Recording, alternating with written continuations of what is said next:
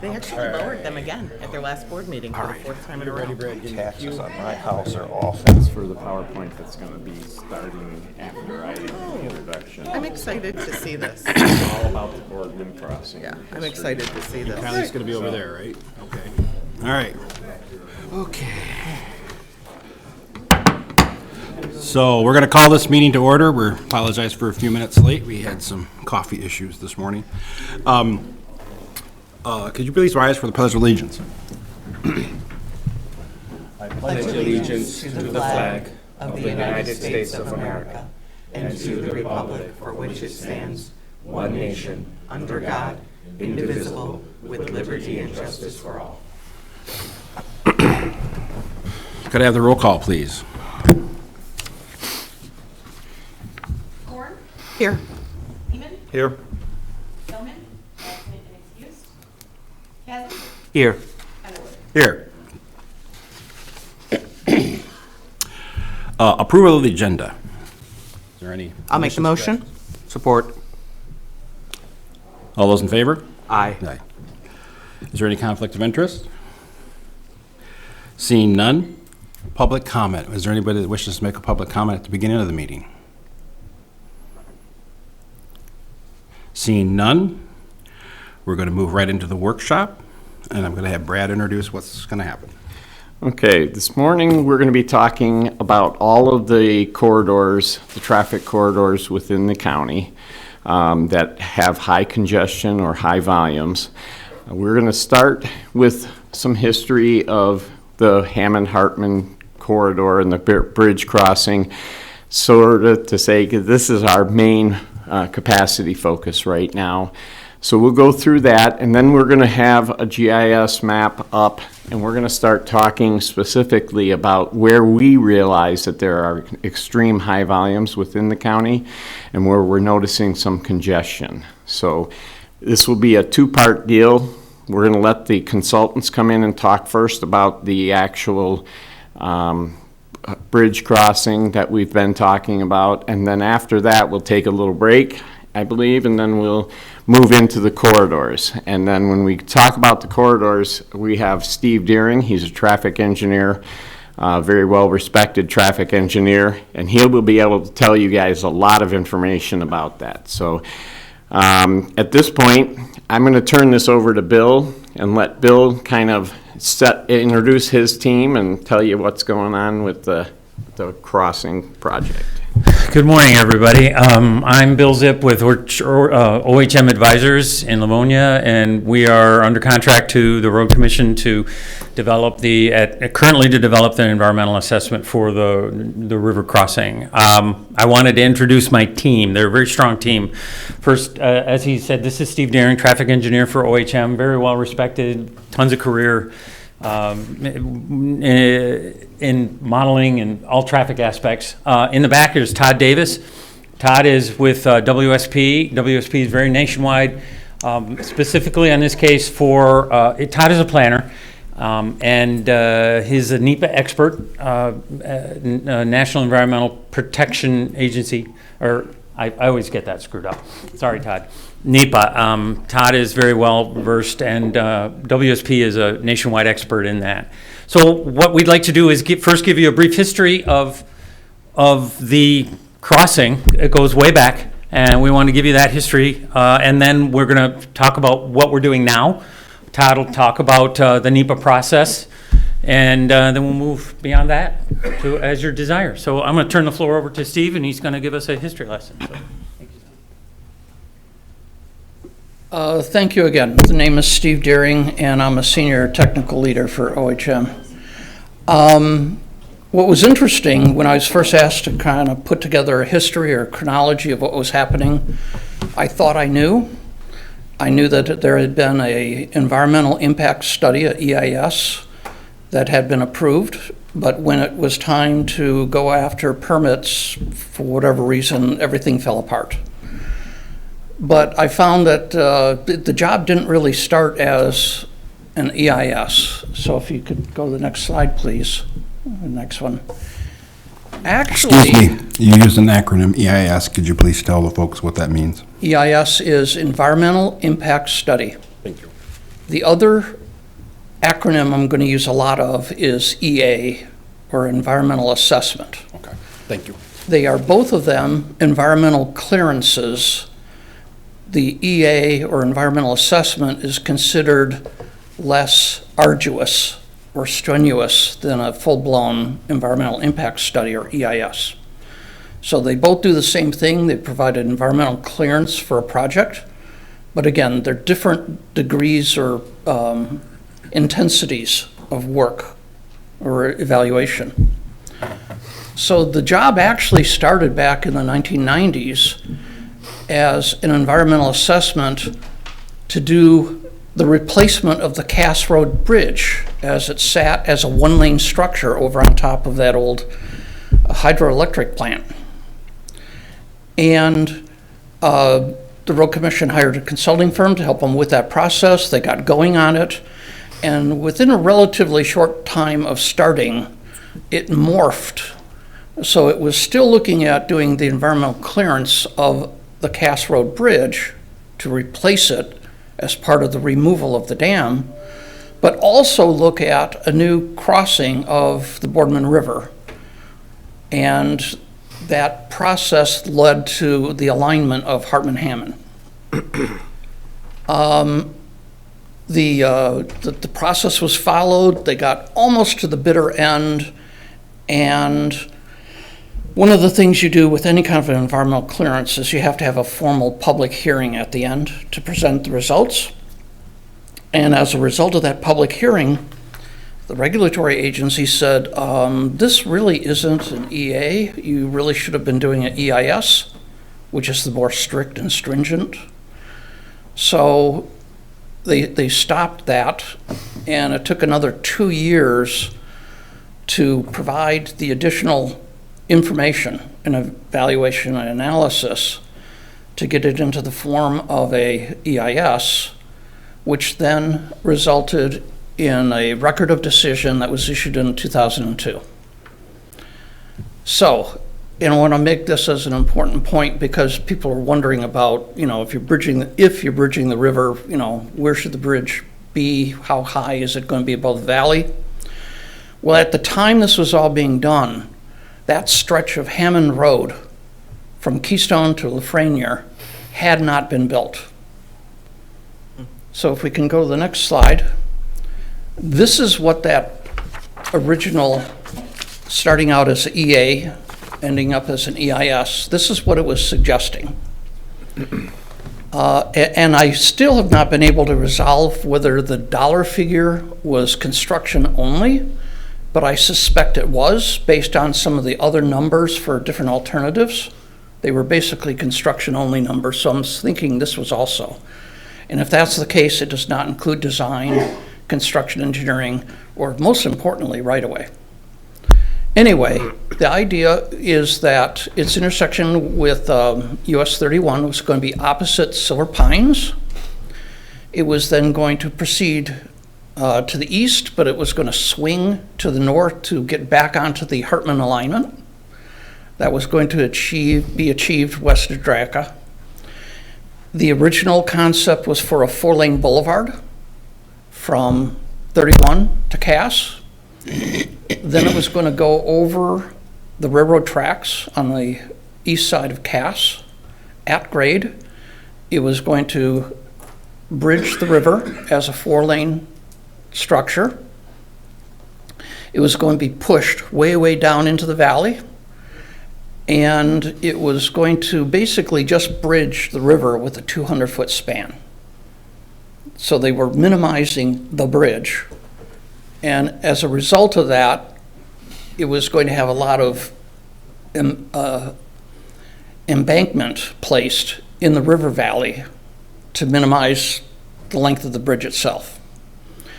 The valley is irregularly shaped, so in terms of the road over the valley, it varied between 18 to 35 foot. There was about just under 4 acres of permanent wetland impact.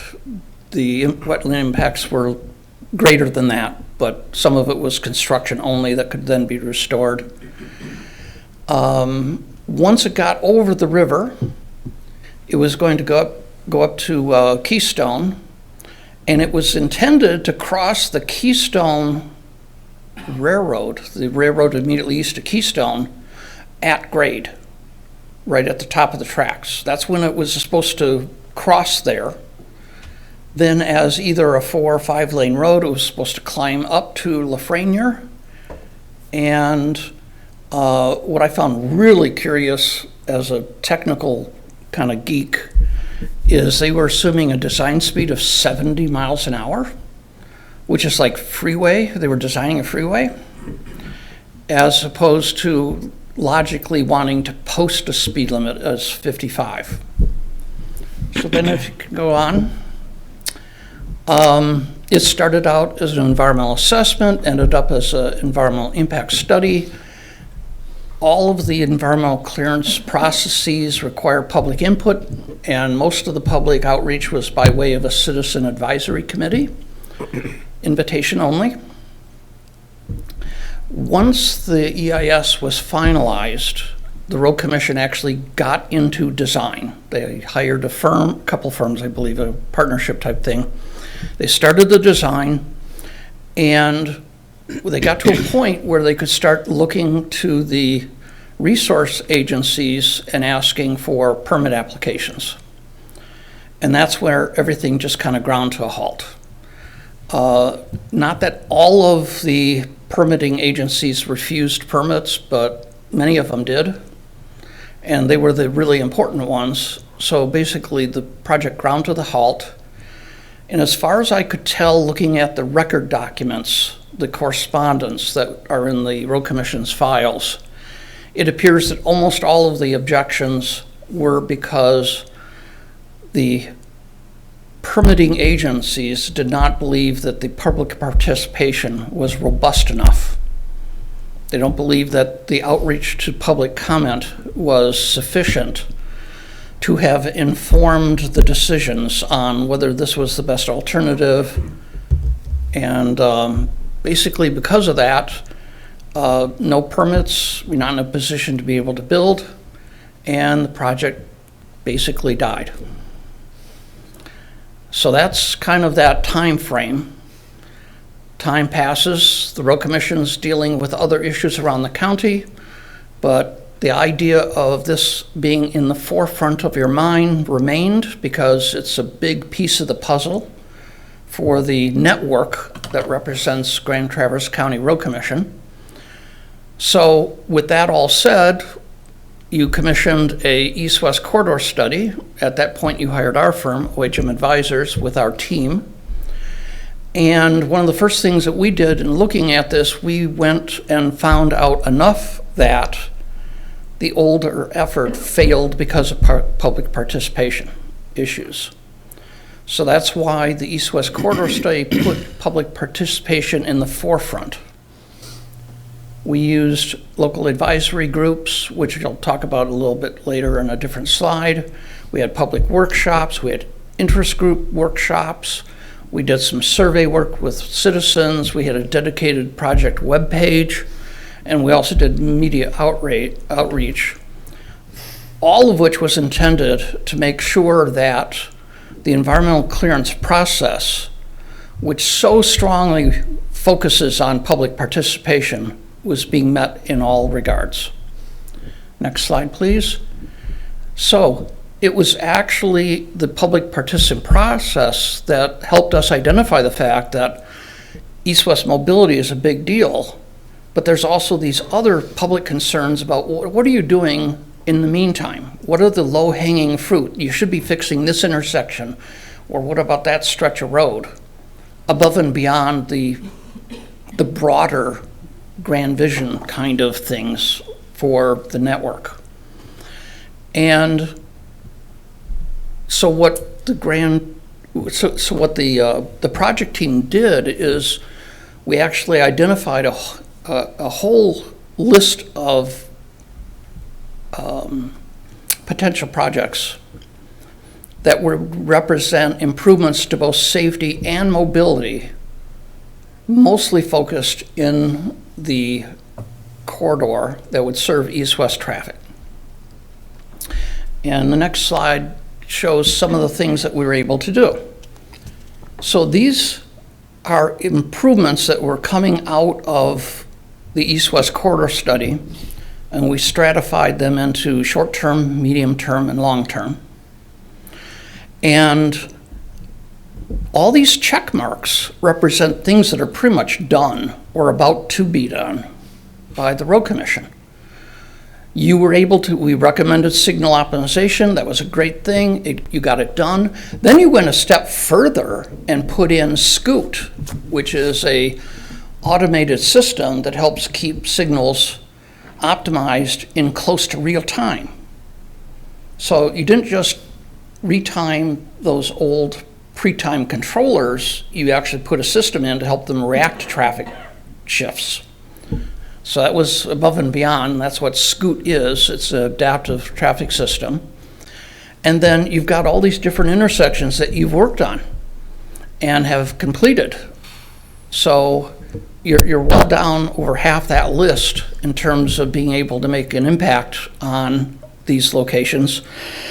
And these locations represent both safety and capacity issues that impact East-West Corridor mobility. Next slide, looking at the middle term and longer term.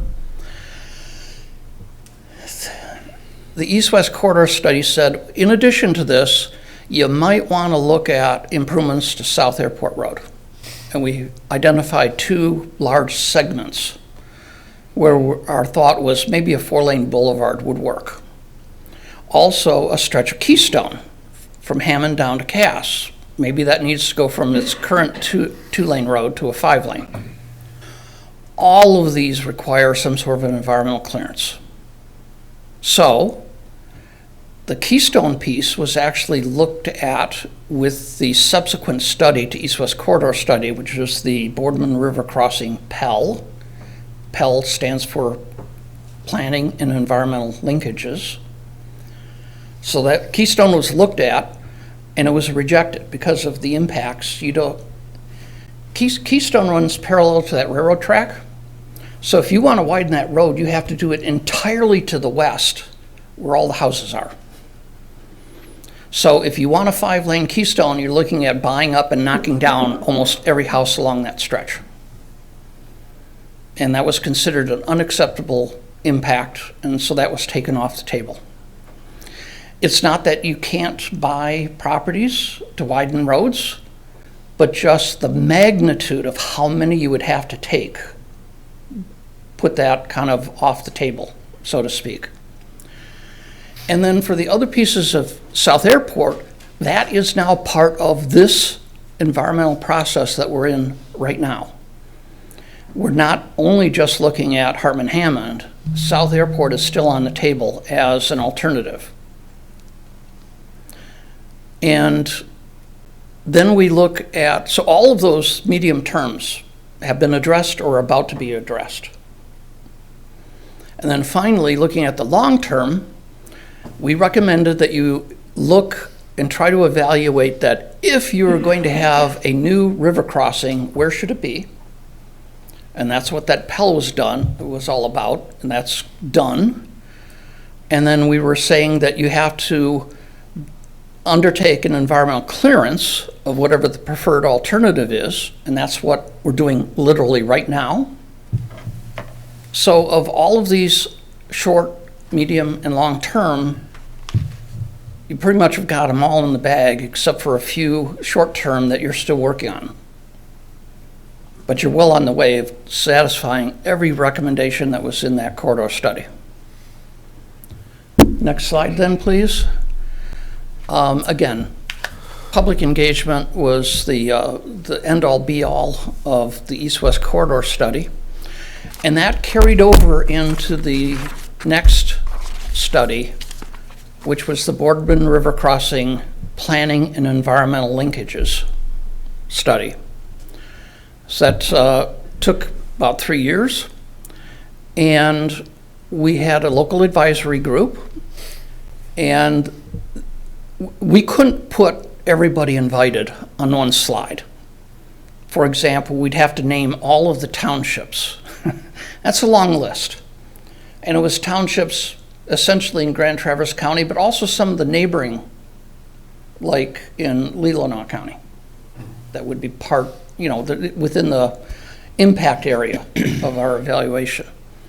But we had the different county components, the county itself, the Drain Commission, Conservation District. We had Leelanau County, the county and the Road Commission for Leelanau both participated.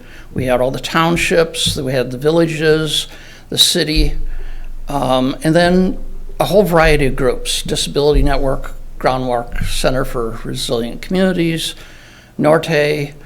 You can read the list, it's all there. Then we had what we call mobility actors. These are the people that have transportation responsibilities.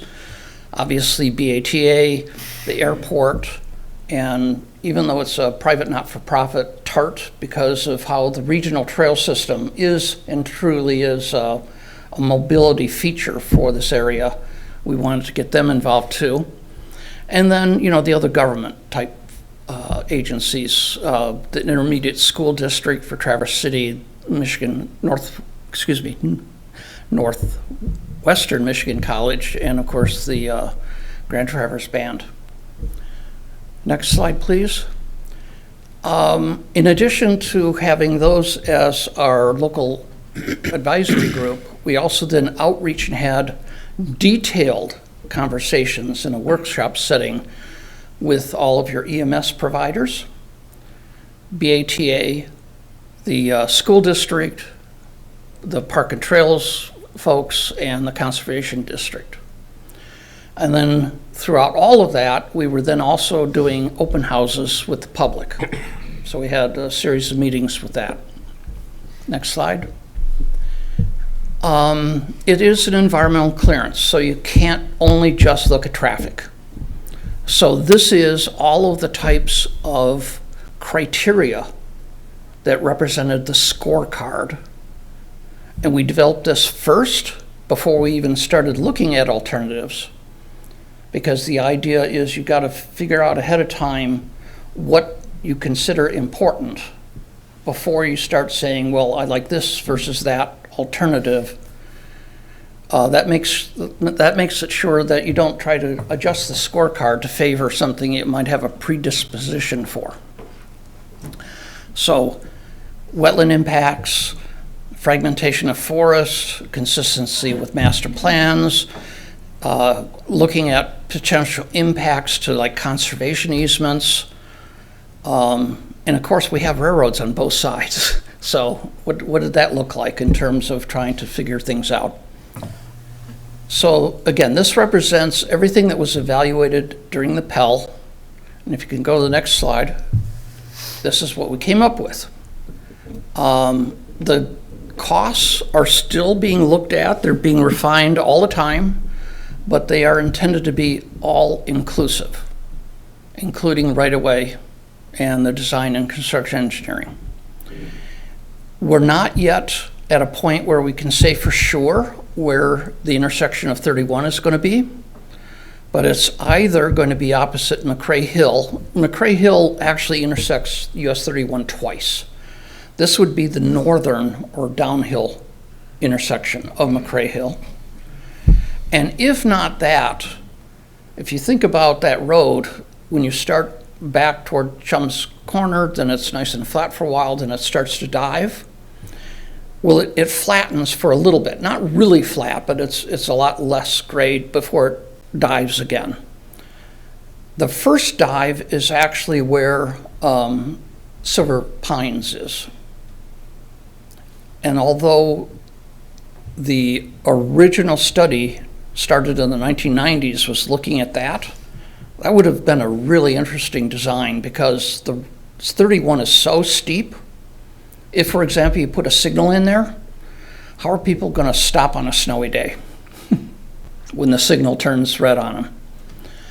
Anyway, so there's that flat spot. So we're either looking at McCrae Hill toward the downhill or north location, or that flat spot, which is near a business called Cherry Central. If it's the northern location, the project would literally flatten 31 to make sure that it would be a safe intersection. Or it could be, again, on the existing flat spot. Yet to be determined. There's pros and cons for both. We were looking at not a 4-lane boulevard, but a 5-lane between 31 and Cass. Still stays a 4-lane bridge. But now, especially since the east end by Keystone has been raised over 25 feet compared to what it had been, I mean, you built a lovely viaduct for that railroad. You don't want to tear it out again.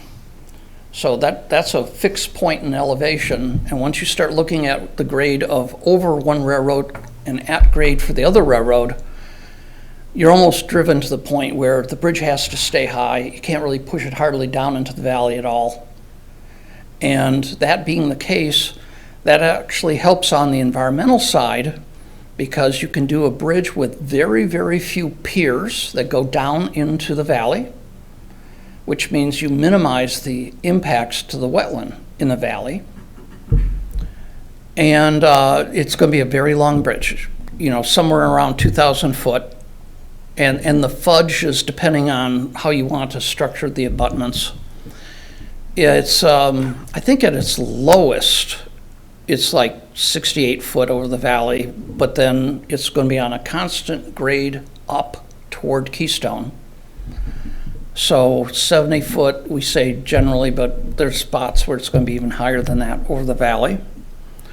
The 4-lane to 5-lane road from Keystone to 3 Mile already exists. We've been working on that.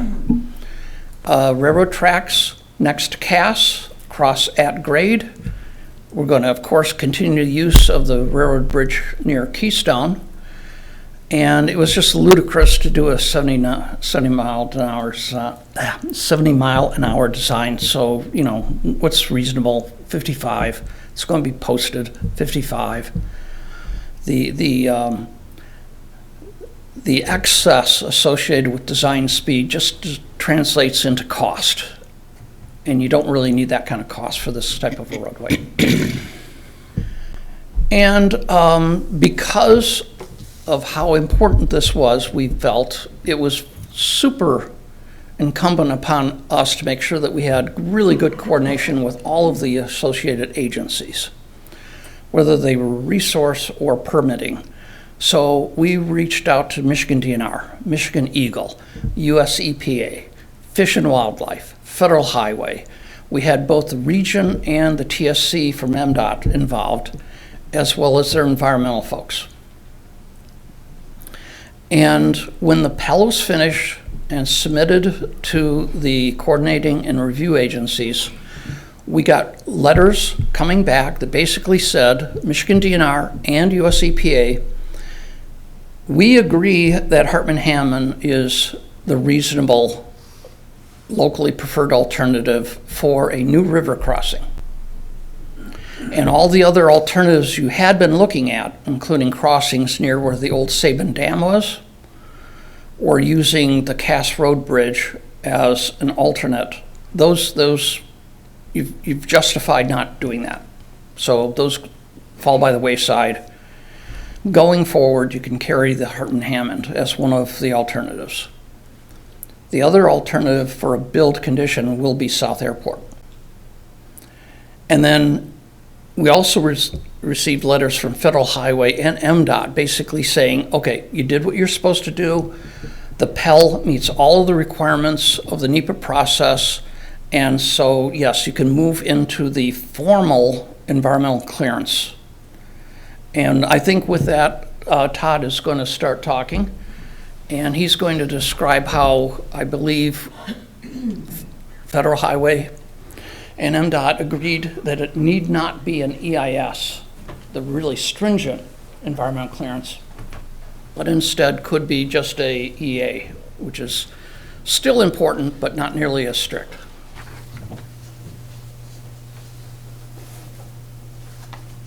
Any comments there, Brad, at that point, or anybody? Keep going. Excuse me. Morning. Again, Bill introduced me. I'm Todd Davis. I'm with a company called WSP. We are working with the Road Commission and OHM. And again, I actually live in North Elk Rapids, so I'm a resident in the area and a lot more familiar with Airport Road in this area than I was a couple years ago. Brad just asked that, again, you heard a lot from Steve on the procedures we're following. And it all comes underneath this acronym, which is the National Environmental Policy Act, NEPA. So I've been doing NEPA for over 30 years in various sizes of projects. Basically, the Road Commission deals with NEPA all the time, but this project is very sizable, so it has some unique characteristics. But the reason we're following this process is this is how you get through and make sure you're not just doing something that could get you in trouble, okay? So even going back to the East-West Corridor study, which was, how do you know you even need a bridge?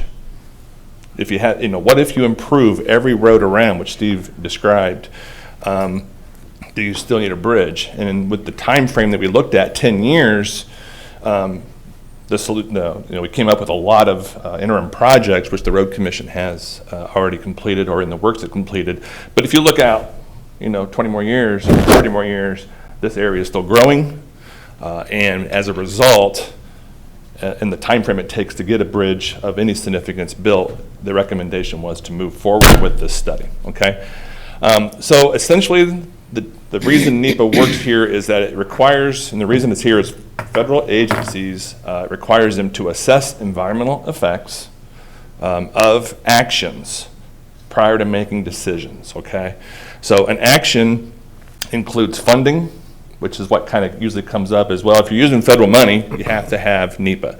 Well, it's also policies, which don't come into play so much at the county level, permitting. So even if the Road Commission had all this money sitting in a vault somewhere and they want to go out and do their bridge, even a 2,000-foot bridge, they're going to need permits from DNR, Eagle, and those permits would also kick you back into some of these NEPA actions. So there is no way to go build a bridge without going through environmental review. That's what we want to make sure everybody understands. We're following a very specific process. You're not allowed to go out and just fill wetlands, destroy environmental areas, and all that stuff without going through the process. It's just not possible. Okay, next slide. And then we have 2 slides. So kind of a recap here of this process from top to bottom, okay? As the East-West Corridor study was a transportation study with the goal of looking at the whole system. We've mentioned PEL, which is Planning and Environment Linkages. It's pre-NEPA. But what Federal Highway did about 10 years ago with PEL, maybe 15 years ago, was let's bring some of the NEPA issues up so we can figure this out, which is a heavy dose of public engagement, which Steve has talked about. It's also a heavy dose of alternatives analysis. You have to look at a full range of alternatives, which we've done.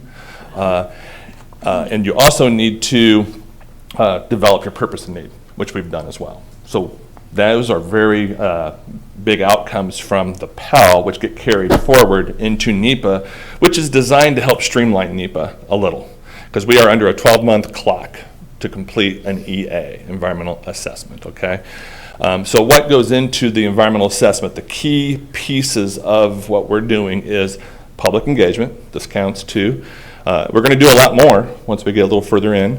Interagency coordination, we're going to continue to coordinate with DNR, Eagle, all the permitting agencies out there to make sure they know, even though we've come out of PEL, we still have to now start putting the meat on the bones for the, what are these piers going to be? What are the piers going to look like? How big of footprint will they have? How are you going to build this thing? What's the temporary impacts? Because you still have to get construction equipment down there. So we'll quantify all that with coordination.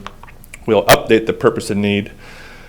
Alternatives, we did, again, write off Sabin Dam and Cass as viable alternatives that meet the purpose and need. Airport Road's hanging around, but it's really a case of us doing our due diligence on Airport Road, because what Airport Road does not do is does not provide resiliency. Resiliency is a very important term now in transportation. I'm sure you've all heard of the floods in Detroit. We had the big floods up in the UP just about 3 summers ago. Resiliency is how does the system react to an event, and if Airport Road goes down, this area is in trouble. So this bridge would provide a lot of resiliency if it's built. And then we also look at impacts. What are the impacts? We quantify them, and if they're significant enough, we mitigate them. So for instance, wetlands, let's say we have an acre of wetlands fill, we will have to mitigate those acres. Sometimes it's 1-to-1, sometimes it's 2-to-1. If it's forested wetlands, high quality, 4-to-1. And the Road Commission has done this in other projects as well, and you'll mitigate these, okay? So mitigation is not just for ecological, it's also any impact that's significant. Noise, for instance. If we have a noise impact from the road, because there is no bridge there today, right, and it's going to have more traffic, so I know this has been one of the concerns from folks is noise. We already started this, a noise assessment, and it's very prescribed, and if there are impacts, we look at mitigation. Mitigation can be walls, which are probably unlikely due to densities out here, or if they don't have air conditioning, sometimes you help provide air conditioning. So for the most part, we have to mitigate if there's an impact. Then eventually design and construction. So I think that's it I had for NEPA. Any other outstanding questions on that? There's just 2 more slides to show. Okay. I can talk to these topics. I'll let Bill take that.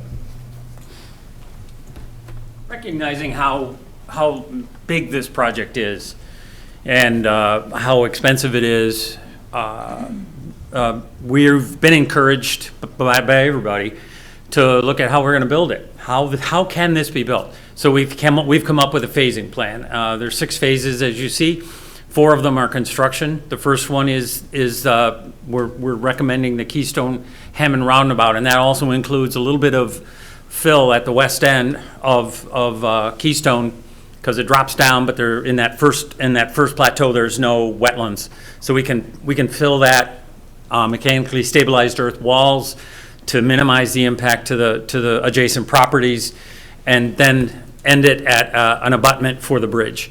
The second phase would be at US 31, and as I think Steve talked about it, the McRae Hill alternative is what we're looking at, as well as the we call it the midline alternative, which goes to that flat spot. But that's not shown on this one. They're comparable as far as cost goes. It's the impacts to US 31 are quite a bit different on this one, but this one provides a nice continuation to the west. As a matter of fact, it's the section line. The third phase would be the Cass Road Hartman intersection, and the roundabout at that intersection. And the reason they're split like that, and the connection to phase 2 or phase 4, the second construction phase, is west of Dracas. There's a significant profile change necessary on Hartman Road going to the west from Cass. The fourth construction phase would be the bridge. Next slide. We've got 2 alternatives for we call it the segmental bridge. There are 5 different alternatives that we've developed in our type, size, and location study, which is required to analyze what type of bridge it would be, where would it be, how big would it be. That's what the type, size, and location means. So coming out of that study, we have adjusted this, which showed in the Pell, but we've adjusted this to be accurate and consistent with the type, size, and location study. This is 4 piers. Go to the next slide. No, well, I thought there were 2. There are only 1? Okay, I thought there were 2. We have 2 different alternatives, one with 4 piers and one with 5 piers. The only difference is how much impact are we going to have to the ground below. This shows that embankment on the east end of the bridge to minimize cost for bridge cost. It shows the features down below, and these are, by the way, this is accurate scale-wise vertically. You can see the trail. You can, if you look closely, you can see a person on the trail. I forget if we did that or not. Those trees, accurate to size, so they are going, the bridge is anticipated to clear the trees. You see the wetlands down there. There's, on the east side, there's River East Recreation Area. On the west side, there's the Boardman River Valley Trail and the Boardman Valley Nature Preserve. So those are the features, environmental features that would have to be mitigated. The parks at the bottom are a 4F feature. I don't think Todd got into that, but that's a specific, very detailed, very sensitive environmental study that has to be done, because those are 4F, those are parkland, and those are protected under the NEPA policies. So I just wanted to show this is where we're at currently. Brad, next step? I think First of all, the Go to board- the next slide. Next slide says thank you. Just thank you. That's what I want. I wanted to thank you for listening I to have a us. question. Okay. So, We have a question. yeah, the board should probably start. I was wondering of the phases that you showed, the 4 construction phases, which one requires the most significant right-of-way issues? Between the phase, the blue phase at McRae Hill and US 31, and along Hartman, west of Cass, it's kind of a balance. The Hartman is where most of the right-of-way impacts are. There are some impacts at the east end, the church at the east end. We're not taking the church, but we are impacting church property. Most of it is in the Hartman section between Cass and, but the intent is to, and this is depending on funds, and we do have, in that number that we mentioned, we do have the right-of-way costs in there. Right. But that's today's idea, and who knows what's gonna happen with right-of-way negotiations, you never know, So the timeline on the phases here, say from red to yellow, what kind of timeline, in a perfect world, if it all went well, no global pandemic shutdown or lack of materials or right-of-way issues, what kind of timeline are you looking at with If the funds kept coming, Right. if we were able to keep the money coming, this would be done in 10 years. 10 years? So the right-of-way is one of the initial steps Yes, prior the to- intent is to begin the right-of-way phase when we begin the design phase. And our desire would be to environmentally clear this entire project, showing all the wetland, all the right-of-way impacts, all that, in the environmental assessment. Once that's approved, Okay. we can move forward into design, and the intent would be to start right-of-way acquisition then for the entire project, as we move forward. And you guys have already ruled out Keystone widening as a potential alternative due to just a severe impact to the right-of-way. Actually, all the way down to Cass, all the homes along there Would all have to be gone. would all be taken. So we ruled that out in the PAL. Okay. That's an important note to make. And during this process, part of what happens is you identify the parcels of property that have to be included in the project. Absolutely. Yeah. Yes. There are 14 or 15 relocations, total takes, so to speak. And on the roundabout on 31, Yes, sir. we are actually shutting off McRae Hill on the north and making it all go into the roundabout, correct? Yeah, we're moving the connection to the roundabout. That's correct. I just want to add a point about the Keystone. There might be a couple structures that don't get, the structure itself is in the way. But we also recognize that if you have a home, and if the septic field happens to be within what we have to take, if you take a septic field to a house, you've taken the house.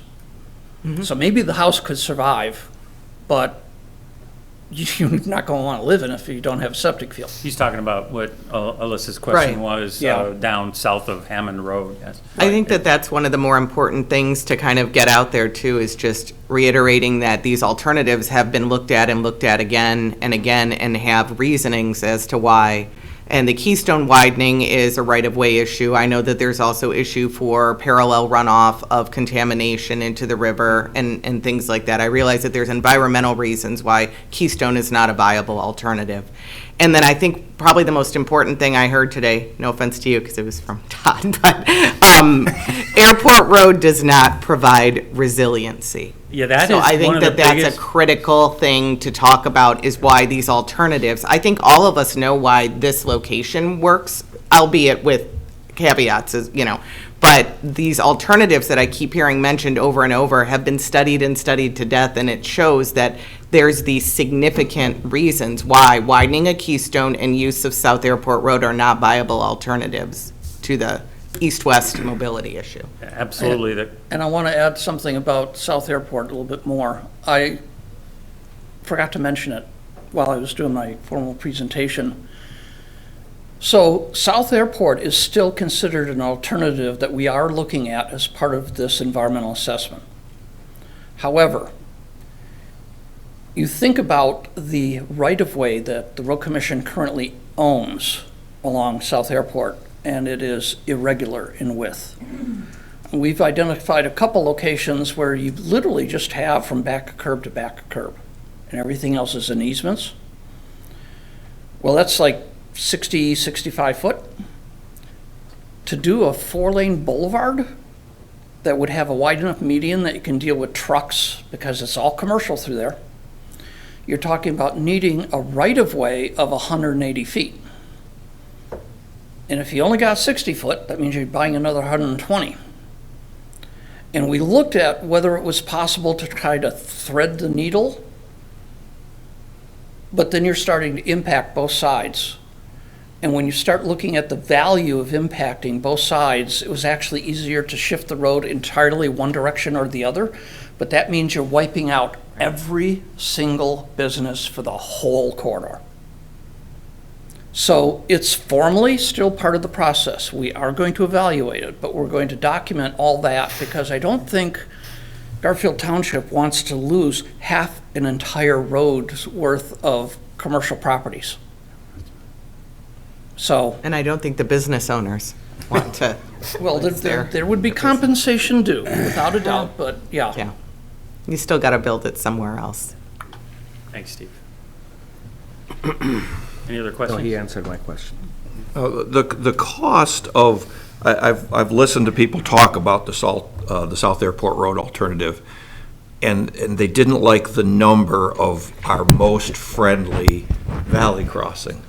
But when you consider the reconstruction cost of South Airport Road, along with Right-of-way impacts. the right-of-way impact, those, based on current valuations, I believe that it could be, it will make the crossing we've picked not seem that the cost objectionable, because the cost of ripping through South Airport and making it handle the traffic seems like it's going to be big enough and wide enough. I hadn't heard 180 feet before. I had heard somebody talk about doubling the width, which maybe was 60 to the 120. But when you talk about putting a truck in there, Steve, what that would do, and how wide that it would be necessary to actually function. Yeah. The 180 feet for a 4-lane boulevard. Right, You need right, I turning understand. But I'm saying, so I had Yeah. heard 120 before, and if it really I don't That's know narrow, much about that's traffic narrow. design. When you stretch it out to that, it means the property acquisition costs are, not only does it take out all the business, the cost is gonna be really extreme. Yeah, And again- and actually, the 180 is considered narrow, because if this was an MDOT route, or some of the counties that do, really do boulevards, they start at 200, is it 205 or 203. 203? They start at 203 foot right away. So we're thinking, okay, less green belt. The 203 gives you the option of spreading the roads as much as possible, so that someday, if you ever needed to, you could take a 4-lane and make it a 6-lane. But 180 is considered the smallest footprint you can get if you're dealing with a lot of trucks. If this was purely residential, you can get narrower than that because you have hardly any trucks, and you can have special locations just for the trucks to turn. Not that case here. And again, as Alyssa said, the resiliency issue, even if you made South Airport Road with all the impacts that you end up with, you don't provide resiliency in the corridor, and that's one of the biggest items in our purpose and need. So, If you were to remove the South Airport Road Bridge, the culvert bridge as it is, and change it to a span bridge, that would increase your resiliency ability for that road, because isn't the most potential emergency we would face would be the failure of the culvert bridge, but the cost would be exorbitant on top of the property acquisition to widen the road you can't leading just- to the bridge. Unfortunately, you can't just replace those culverts with a bridge. It Right. has to go up, because Exactly. any effort to upgrade that would require getting it out of the floodplain. So all of the money in there's- The whole road- acquisition the whole still road leaves is us in a the culvert floodplain. bridge. What's that? All the money in acquisition still leaves us a culvert bridge at the end of the day, which could fail, which is likely to fail. And at resiliency some- doesn't just mean the culvert and the crossing at Logan's Landing. It doesn't just mean that. You have accidents that shut the road down all the time. And we've heard from the EMS people that they don't even go down that road with their lights on. Right. Anything that triggers a problem causes resiliency issues. It's Okay. not just the flood. It's not just the flood not. impact or the emergency. Any action that stops that road is, you're dead. But when you talk about potential for South Airport Road as the alternative, the preferred alternative, say, that would require still leaving in the culvert bridge. You're really just talking about changes to the road itself, the road bed. If you were going to use South Airport as the final alternative, all of South Airport within the floodplain would have to be raised Right. 10 foot. Which is the entire Logan's Landing. Yeah. Right. Everything- Access would be everything, very The difficult whole way. in the park. And then, having raised the road the 10 foot, then you choose, you're gonna cut, culverts will go away almost automatically. Then you decide, are we putting culverts back, or are we just gonna put a bridge in? Okay. Okay. But the whole road, minimum 10 foot. Okay, that's really helpful information, I think, to get out there too, so that people can really understand what the scope is of these alternatives that keep kind of resurfacing, yet we know are probably not viable alternatives. The resiliency issue is bigger than I think a lot of people realize. Thank you. You're very welcome. Any other questions? Have you broken down the costs of your projection to these four? Yeah, we have. It's not shown there, Right. but we have done that. It's something you could present to us at some time. Absolutely. Yeah, absolutely. Again, the costs are still early. We, at the preliminary engineering phase we do for the environmental assessment, the numbers are generally higher, and that's why that number that hit the papers years or months ago was so, it hit everybody so hard. It Right. had to be high. Because you don't want to be under, Absolutely not. you want to be over when you're doing your estimate.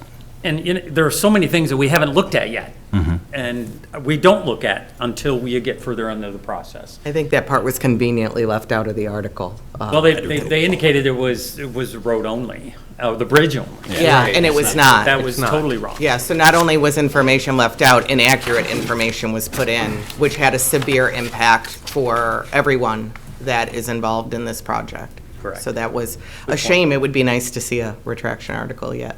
I've Well, been that's waiting kinda what for we're working them on, for you know. 20 years, yeah. Thank you. Anything else? Any additional questions from? I just wanted to clarify the reason why we have an approximately 200 feet long bridge and approximately 70 feet high is because of the You said 200, you meant 2,000. 2,000 feet long and 70 feet high, correct? Yes, approximately. That the reason for the design, that particular design, is because of the extensive environmental impact studies or assessment studies that you did, and to minimize the environmental impacts on the wetlands, correct? Correct. I mean, One of the reasons that, Steve didn't mention, one of the reasons that the earlier project failed is they didn't do enough evaluation of the environmental impacts, and they were putting a lot of fill on top of wetlands and forested wetlands and stuff, and they didn't evaluate that well enough. That was another reason it was killed. And so, based on that, moving forward, we were encouraged and it made sense to keep the high bridge. That's pretty much Right. what we're doing. So we are not, we are not, in other words, when it comes to pure costs, we are not comparing apples to apples. Correct. What the project was back, in its last iteration, is a very different project to the present. Those are good one. words, Hyder. It is a very different project. Right. Much different. Keep in mind that the old idea was you're crossing two railroad tracks at grade, and their thought was to try to push everything down into the valley as far as they Right. could to minimize the bridge. Here, if you look at this, you still have the railroads as a constraint, but on the Keystone side, it's now 25 foot higher. And if you look at that and recognize that Keystone Railroad and the Cass Railroad is just off, you really can't push it down very hard We did look at without getting grades that get so steep that you really want to have truck or vehicle Right. traffic trying to negotiate that in wintertime. We did evaluate that on a brief basis, and you're looking at 8 degrees or plus, 8% or. And for the board and others that are not familiar with what that looks like, that's Lafreniere Hill, except you're talking about going down 70 feet instead of going down 40 feet or 30 feet there. So you'd be talking about a Lafreniere Hill for the entire valley. That wouldn't pass permit. Yeah, and hitting a level playing field and then trying to go right back up that Lafreniere Hill. Yeah. It's fair to say that this is with only like a 1 acre total That's what we're looking at this point. take of wetlands. Yeah, wetland. Permanent This is impacts. Permanent impact, so. There are temporary impacts that we can, And part of this, correct me if I'm wrong, I mean, we do have some land for mitigation, but also we're going to go on to the riverbank where the. Yeah. So there's still some areas in the valley that were never properly restored And we're- as and of part of- yet. part of this is to restore And part of those this areas. would be taking care of that and making the entire valley there more, It's the where the way Saban- it should Where the be. Saban Dam came out. see Yeah. those, you can see those berms on either side of near the river. Those are restricting the flow, the flooding of the river on high, and we. And those are left over from a dam, correct? Yeah, Yeah. basically. I think From so. a dam, okay. And the idea is if we can take that out, it will reconnect river would the widen. river and the wetlands. Yeah. Yes. Instead of being literally a dike. So that's another part of this bridge, and we've never talked about it till today. Not really. We are going to continue to restore, I heard you mention that on The Wednesday. river. Good job. and so that even through that area, it goes back to its proposed natural state of what it was prior. The other thing is, skipped my mind, I apologize, so. Well, we're here all morning. Anything else? No, I don't think so. Thank you. Thank you. You're very welcome. Next, we're going to move into. Well, Steve, you can probably hang out for just a second here. We got through that pretty quickly, so if you can give everybody a little bit of a background about how we calculate and what we deal with for road capacities before we get into the GIS maps, so that everyone understands the type of mitigations or solutions that exist for congestion depending on where we are and what the actual problems are. Yeah, I'm going to talk in general terms to start, try to introduce a couple concepts, and then we'll get into more specifics. The Road Commission, you folks, you already have a process to try to identify projects that need to be done, trying to fit them into a priority list to figure out, what goes first, how does that fit your funding, what can we accomplish now, what we have to save up for to do later, that sort of thing. It's a very common occurrence with all road agencies. Everybody has to deal with this. What road agencies tend to do, which they should, is look at both safety and mobility and recognize that they're two sides of the same coin. Because if you don't have a particularly safe location, the crashes contribute as much to congestion as any kind of laneage deficiency. And it's generally true that as you improve safety, you're improving capacity, and vice versa. So with that kind of as a mental state, what you're doing, like other road commissions, you've got what's called a heat map, where you can map all the crashes in the county, and it helps kind of jump out, here's some of the problem locations. Some of them are on county roads, some of them actually are on trunk line, but as far as the general public's concerned, they don't care who owns the road. They just know that there's problems. And a more formalized process would be always and regularly checking the crash data to see that locations consistently show up, recognizing that sometimes crashes take the appearance of being totally random events. I was a city traffic engineer for Rochester Hills, Michigan for a decade, and I would track crashes literally every single year. And it was amazing how certain locations would jump way up one year, but then drop back down. So to smooth the data, I was looking at not a single year, but like a 3-year moving average to try to get the noise out of the data.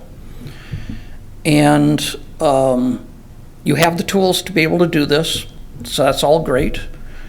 Then you start looking at just the capacity side, which is the other part of why you would have congestion. And capacity is actually related to the number of travel lanes you have, with an important proviso. Logically, obviously, a 2-lane road is going to be able to carry more vehicles than a 4-lane. 4-lane can carry more than a 6-lane. It's not a straight line. Just because you went from 2 to 4 doesn't mean you can double. It's close, but not quite.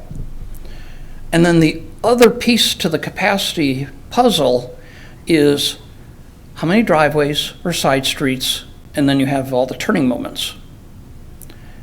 Have you tried to take the step to isolate the turn movements so they're out of the way of the traffic that's trying to go through? And that's why nowadays you see very, very few 4-lane roads built. You usually want to go to 5 lanes so you have that center lane for left turns. And then you can add a right turn for a driveway or a side street if there's a lot of that movement. There were a lot of 4-lane roads that were built, and it was only partly because of the capacity, but it was also partly as a way of, okay, I got all these left turns, and they can get around by going to the curb lane when somebody stops. Hopefully they signaled the left turn, usually they didn't. And that way you could kind of keep everybody moving. But if it really didn't need 4 through lanes, that's why so many agencies are doing a road diet and taking it down to 3, so that they have that center left turn lane to get those turns out of the way, and 1 unimpeded through lane is more than enough. So 2 lanes of roads are perfectly fine. Once you start seeing a lot of turning movements, going to a 3-lane makes sense. And then from there, it's usually multiples, 3, 5. There are 7-lane roads down in the Detroit metro area. Gratiot is one example. And if you start seeing a lot of volume and a lot of conflicts associated with left turns, sometimes even a single left turn lane isn't enough, like at a major intersection. And that's why occasionally you see double lefts being put in. The thing about signalized intersections is the crossroads are trying to share a limited amount of real estate, and that's what the signal's all about. I'm going to give you 50 seconds and you're only going to get 30 seconds. So at some point in time, there's so much trying to use that limited pavement, you can't give a movement more green time without stealing away from some other movement that needs it just as badly. So if you can't give green time, you start giving lanes. And that's why even like a 3-lane road sometimes will widen to 5 lanes, but then go back to 3 once you've passed that major intersection signalized. And with all that said, that's one of the reasons you might also want to start looking at boulevarded roads, because the Michigan-style boulevard gets rid of all the left turns at the major intersection and pushes them to crossovers. We are right now, as part of the environmental assessment, looking at South Airport.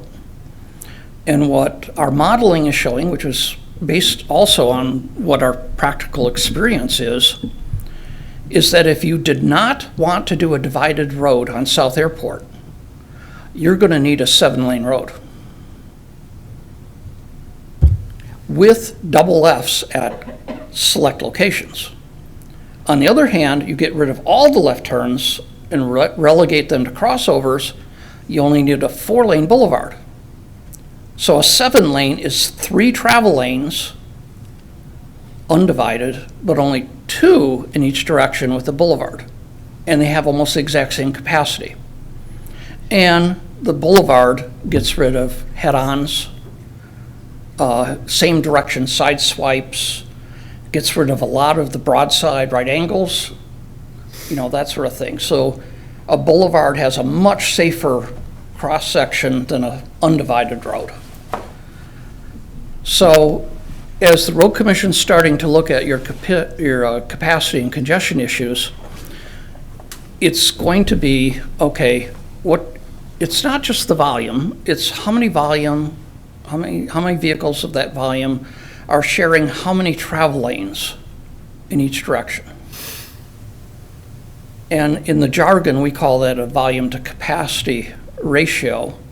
The idea is that by definition, a 2-lane road has a certain capacity associated with it. A 4-lane or a 5-lane has a larger number. If you had a road carrying 25,000 a day over an entire 24-hour period, average workday, 25,000, a 2-lane road would be severely congested. A 5-lane road, it's like in its midlife. I mean, it's no big deal. I mean, you start pushing 5-lane roads up to about 25, 30, 35,000, then they start to struggle. And it becomes a question of what's happening on the crossroads in terms of, how much green time can you give everybody. So as you move forward and you want to start looking at how to prioritize, you're going to be looking at having somebody take a look and saying, okay, a generic 2-lane road has this capacity, a 3-lane has that, a little bit more because you've gotten rid of the left turns. Then a 4, left turns start being problematic. Then a 5, you'll have a capacity number associated with each type of roadway. And then you start looking at the volumes on those types of roadways, reduce it to a number, a volume to capacity number. And the closer you get to 1, the more congested you are. So it's just a tool to help you recognize and prioritize the roads that are congested as it relates to the number of lanes that they currently have. The last thing you need to kind of be aware of is that regardless of the kind of road it is, how many lanes it has, they face their greatest stress at intersections where the crossroad is important enough, has enough traffic on its own right to be signalized. Or even a roundabout, doesn't matter, same concept. Once you start seeing intersections fail, that's when the rest of the road starts seeing these backups. And the strategy of many road agencies is, it's called linked node. If you take care of the node, the intersection first, you can get away with not fixing the link for a longer time. Because if a node fails, that's when the link is likely going to fail. So if you can take care of the nodes first, you don't eliminate, but you can greatly delay the need to fill in the gaps between the intersections, so to speak. And now talking in that same vein as regards to roundabouts, our experience is that strategically located roundabouts are even better at delaying the inevitable widening of roads compared to putting in signals. Because roundabouts do a better job of processing traffic than a signal does, unless you go to the really high tech. And I suppose in a way you can say that you've done that. You've installed Scoot. It's an adaptive system. The idea is that it's detecting traffic, relating that to capacity, and saying, okay, yeah, I can steal a couple seconds from this movement and give it to that movement. And as an adaptive system, it's always looking at the different traffic patterns that are changing. But there will come a point in time where everything is congested and it can no longer rob Peter to pay Paul. So that's the point. How long can you get away with that before, I'm sorry, we just got to look at widening these roads? So those are the kind of the conceptual tools. You always look at safety, you're going to be looking at capacity as it relates to the volume. And then those then will be the touchstones for you starting to put your priority list together. And another reason that you want to look at safety as well as capacity is that you're going to want to try, if you can, leveraging other people's money. And there might be a really good intersection improvement that you'd love to do, but you can't, it doesn't score well enough in the criteria that the funding agencies have, just because it's a capacity job. But if you can demonstrate the safety side, maybe you get safety monies to fix it instead. If you know safety and congestion for your system, it gives you the most latitude in going after funding to help you build what you need to build. Okay. Does that help? That does. Is there any questions? I just have one comment on our Scoot system. We get a lot of complaints at the 6 a.m. hour for the general public. That's when the Scoot system begins to boot itself back up for the day. That's the best way I can describe it.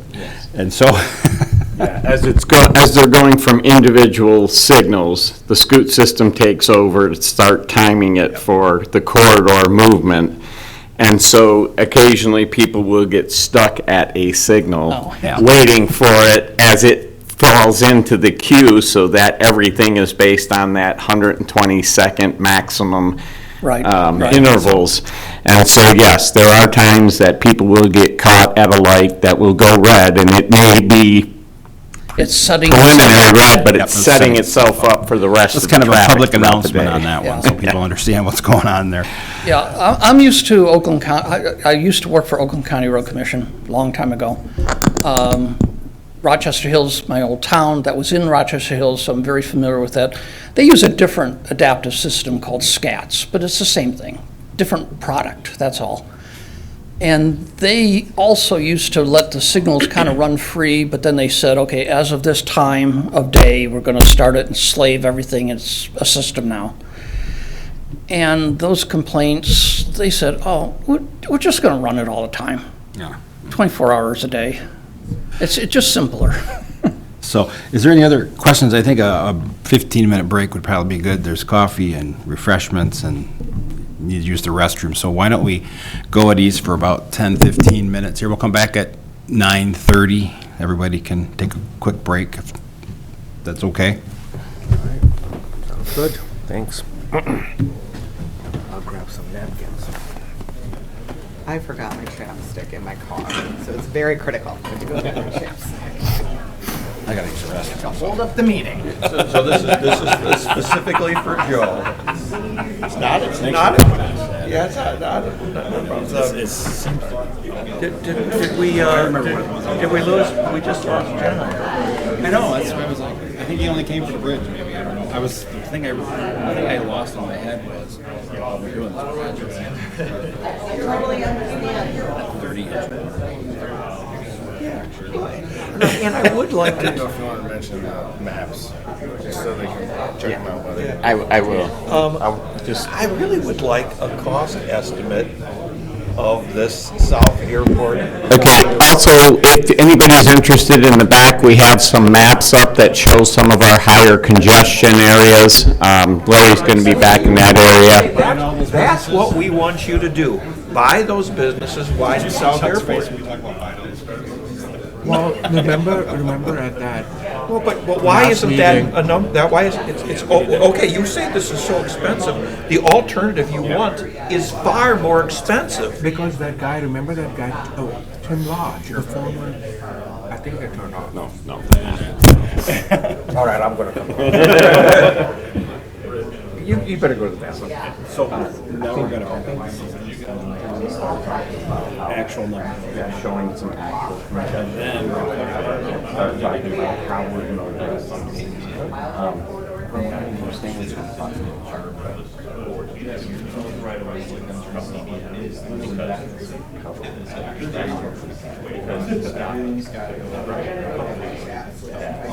Well, yeah, you don't want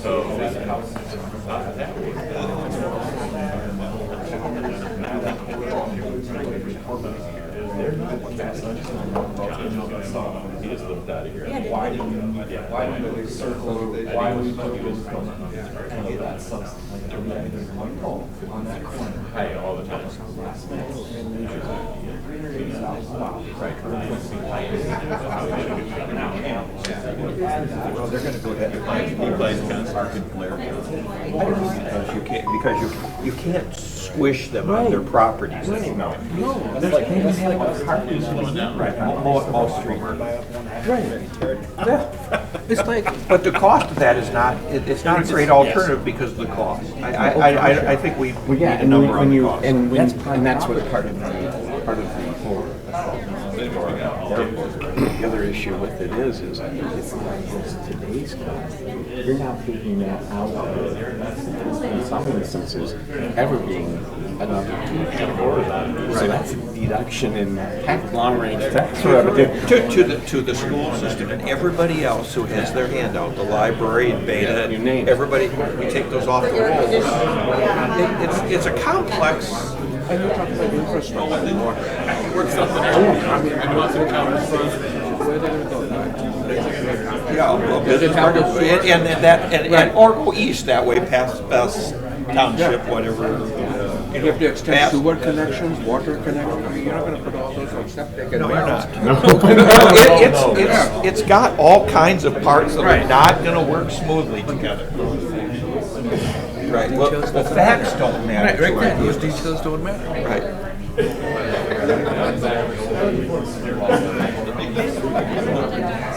Yeah, that's just awful. So how did we manage to get your home? I saw you were chewing.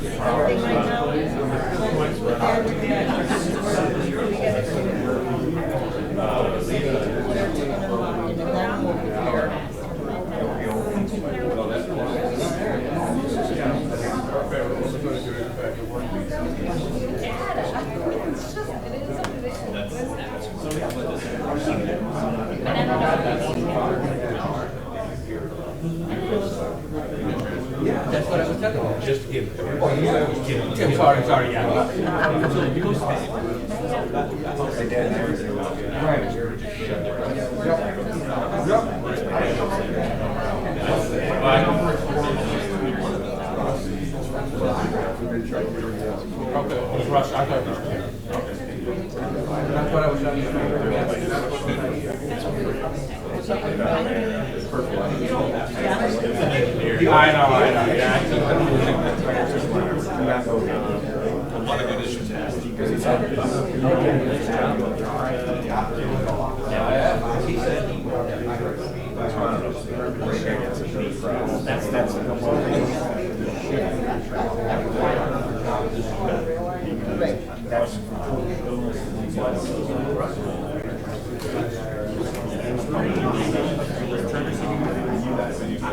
It's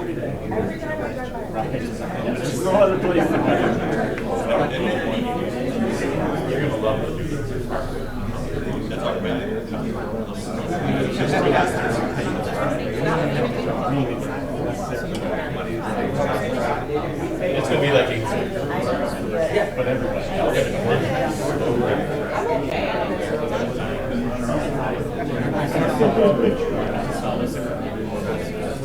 All right.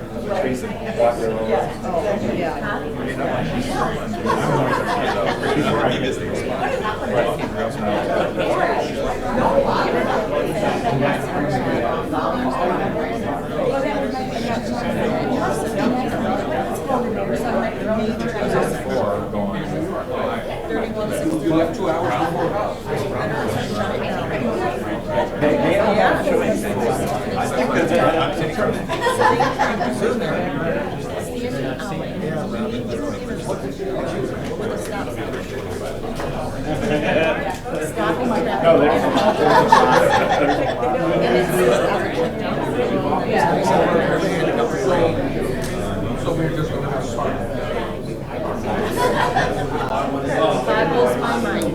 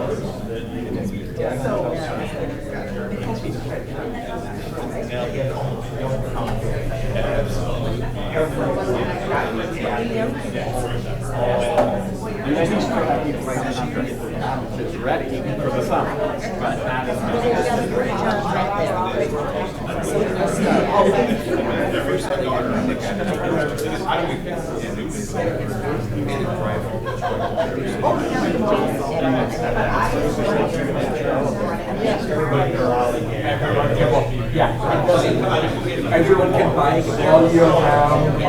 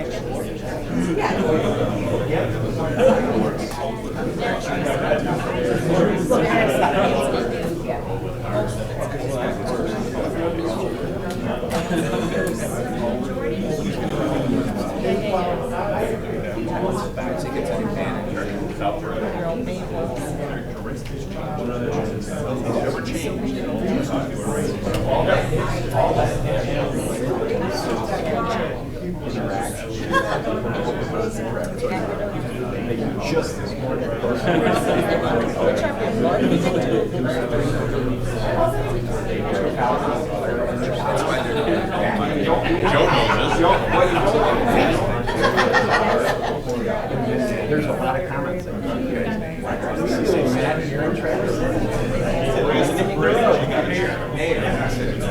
I mean, mostly.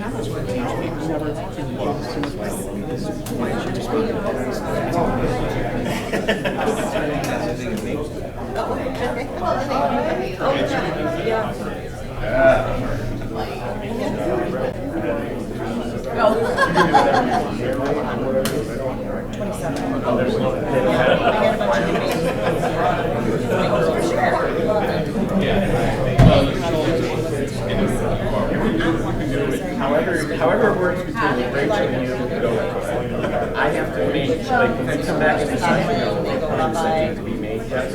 So give me a few minutes. Hence, we have 27 chickens, yeah. 27 chickens, getting twins a day. Yeah, you can sit anywhere you want. You can see it back this way too. And the other girls are old.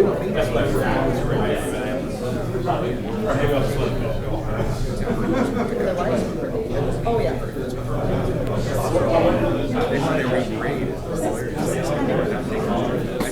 I've actually, no, there's more, I've seen people walk in and I don't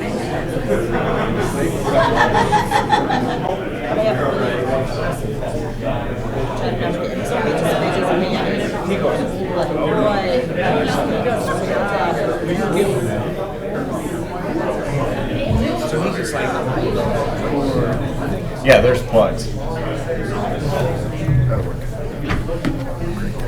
There's plugs on it. I had the television.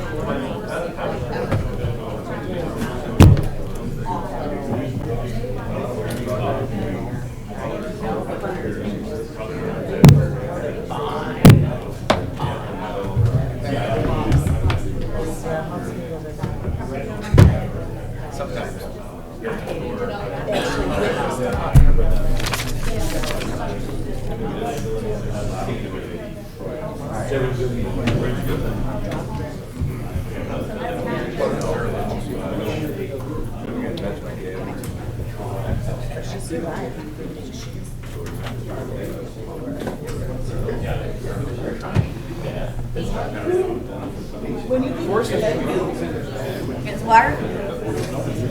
I didn't want to interrupt you. Yeah. They go. Oh, that's right there.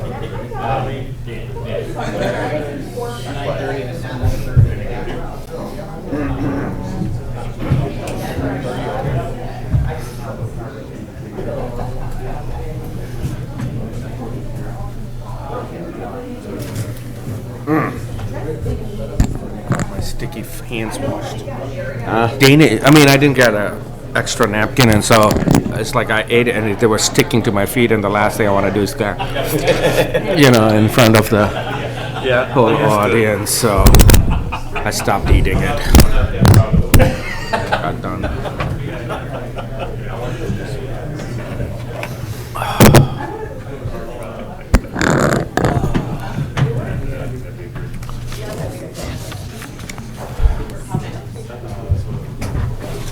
If we can move back towards our seats, we're going to get started.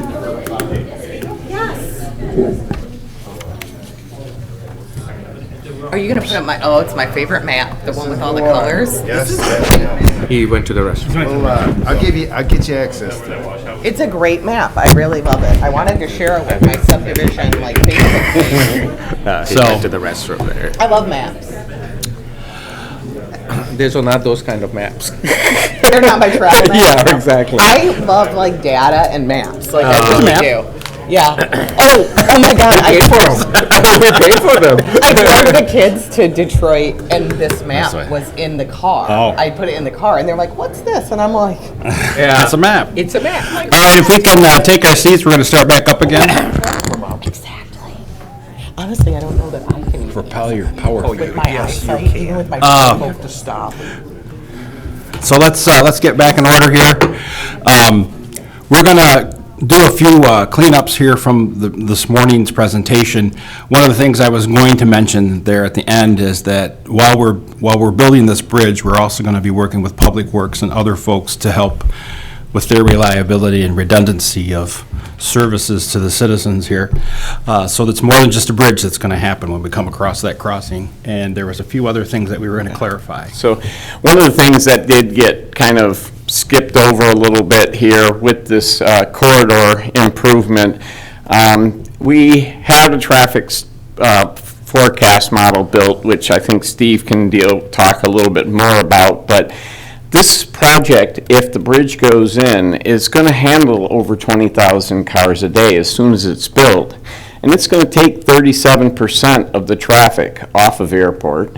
But it's not only just Airport. It's going to reduce traffic for the rest of the east-west corridors throughout the community. And one of the biggest impacts is going to be up on the parkway. Because right now, trucks coming, if they're coming from Manistee going to Charlevoix, they're forced to go up to the parkway. When you build this type of a structure that can handle it, and we build it successfully so that the truck traffic can come off the parkway and take that Hammond-Hartman crossing and then move all the way down Hammond Road and out to the US 31 east of town, that then presents an availability of some options for what could happen on US 31 because your truck traffic has been so significantly reduced. And that, then at that point, at some point, depending on how things work, there's always the possibility that MDOT would be interested in potentially saying, hey, why don't we just move US 31 completely down there? Or the truck traffic. Or at least the truck traffic to start, for sure. But, at some point, they say, hey, let's talk and let's figure out what are we going to do? Because that whole waterfront area now, for anybody who's tried to cross there, it's like playing Frogger, trying to get across that section of US 31, because even at the intersections that are controlled with all the trucks, the visibility is blocked by so much that people don't see people trying to cross the road, and it's a dangerous section. That new corridor is pretty much a commercial corridor, so. Yeah. So, in the future. Just some clarifications from this morning. Now we're going to go into some actual numbers of what's happening on the infrastructure within the county. Okay. And are you going to run this, or Larry?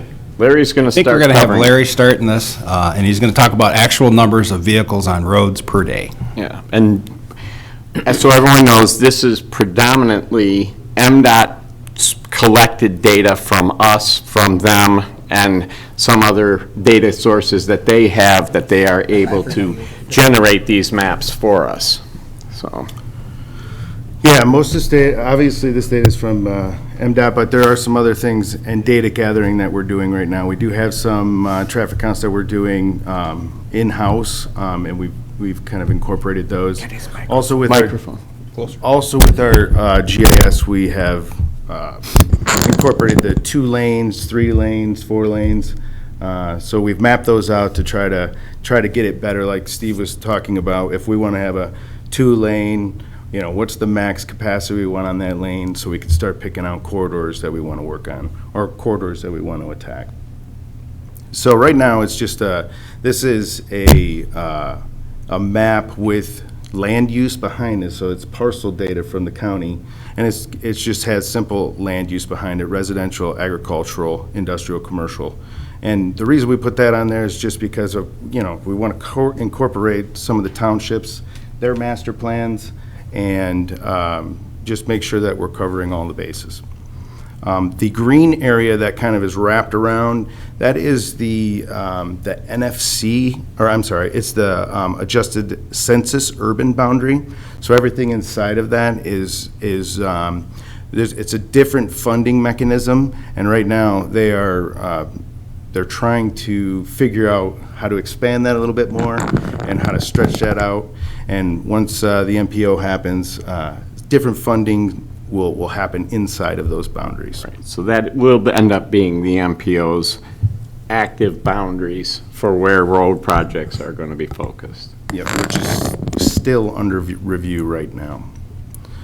Some of the layers we put together here, this is just really broad from MDOT, and this is we just put it on the map, and it's showing the different capacities for these different locations.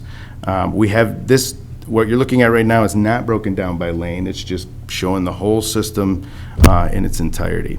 So you're going to see state trunk lines, you're going to see non-state trunk lines, and the differences between a couple of these corridors. The big one, obviously, you can see that right in the center here is South Airport. That's running at 37,000. So that's a large amount of traffic. And if you look over to the left here, this is 31. They have it calculated at 24, just under 25,000. So we know that South Airport is definitely carrying quite a bit of traffic on that road. That is kind of that bottleneck. So what we did was took that data, and then we created a couple different layers that will show us the 2 lanes. So these are all the 2 lanes that are in our system that, and I'm not trying to just zoom in on Traverse City, but there is a lot of the traffic that is kind of moving through that system. But you can see the different townships and everything. So the primary 2 lanes and the local 2 lanes, again, we have a system of primary network. We have about 260 miles of that. And then we have our local network. And that's how we utilize and prioritize our projects. Most of them are right now going to our primary network. And that is the majority of our projects we're focusing on now. With the new policy, though, we do have, and I'll just flop over to this other map here, and it shows our different networks. This is, we have the 260 miles of primary, and I'll just zoom in here a little bit. Forgive me if I go too fast. Sometimes I get a little click happy. But the purple is in that 260, that's our primary network. A lot of we're trying to get that road network up to 80% good fair, or good or fair for the MDOT Paiser ratings. And then we have our local network with our subdivisions, seasonals, and locals. The new policy that we brought in was to bring in the through roads, so we can start focusing on those 120 miles of through roads, which are scattered throughout the county, throughout the individual townships. Okay, real quick, Larry. So if for anybody who's not familiar with it, Pacer is a way to collect what the condition of the roads are, and there's a very prescribed way of doing it. The state requires people to be trained on it so that it's consistent across counties and across years as we collect this data. So we have many years of this Pacer data that tells us where our road conditions started when this began and all the way up till current day. So it's a windshield survey. We drive the roads, we make sure that we are agreeing what the condition of those roads are, and that helps guide our asset management plan, which is really what we're talking about here, is adding a new layer to our asset management plan that involves congestion and safety. And I just wanted to make that clear, because that's how we do what we do right now, is we use our asset management plan. Incorporating our congestion and everything, that is something that I think we've done in the past a little, but I really think that that will help us start to dial in some of our road projects. So right now, we're looking at, again, the 2-lane roads over 5,000. You can start to see some of these roads that you're probably pretty familiar with. This is, South Garfield heading down to Kingsley. You can start to see some of that heavier traffic. You can start to see Keystone is carrying quite a bit, like 10,000. Cass is in that 7,000 area. If we look over into some other townships, we can see this one is 4 mile. And that's just over, that's 6,500. So we're just trying to dial this in so that we can start making some sense of our system. And with GIS and different layers, we can start to illustrate some of these locations. North Long Lake Road. We also, inside of our asset management plan, we're trying to incorporate what is close by. So if we have a hospital, if we have a school, if we have anything like that, that priority for that particular project rises to the top. And as I move through, so I'm going to look at 2-lane roads over 10. So our 2-lane roads, again, over 10 is that Keystone to the Chums Corner area, that that section that goes up to the Hammond Road, obviously. Now, it does show our South Airport Road here. It's taking that into consideration because it is a 2-lane. It's a 2-lane, but it's carrying that amount of traffic. It's actually two directions, but it shows up on our GIS and our. Can you scroll back out again? Sure. The 18,001 is where we're doing the improvement in that intersection right now, correct? Where's the 18,000? 18,152? Oh, right. That is On the airport side of authority. Hood Lake. So that is, Oh, yes. so, Yep. just so everybody's got a reference, that's where we're doing the, The new, Widening and the Change. added turn lanes. correct. and that's the reason why, right there. Right, because that's your volume. I don't know if there's any in particular that you guys want to take a look at, but you can kind of I see can't the remember, do theme we have here. the crash areas? We do, yes. So if we bring in crash, give me a second here.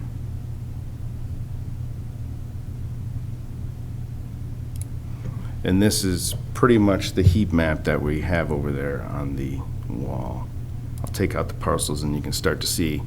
Again, if you have more traffic, you're probably going to have more crashes.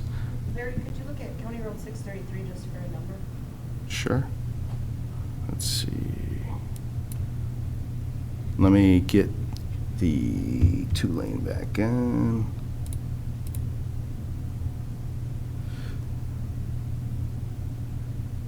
That is not showing. Let me get, there we go. That's, all right.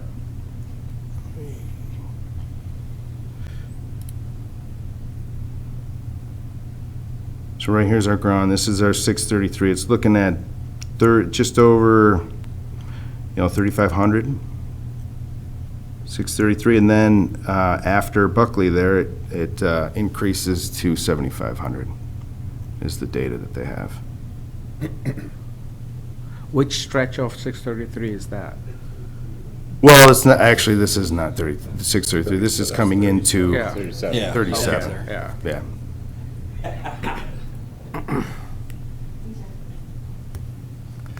So when we look at capacity increases, we take these numbers. I want the general public to understand how we do this. We take these numbers, and what do we do with them?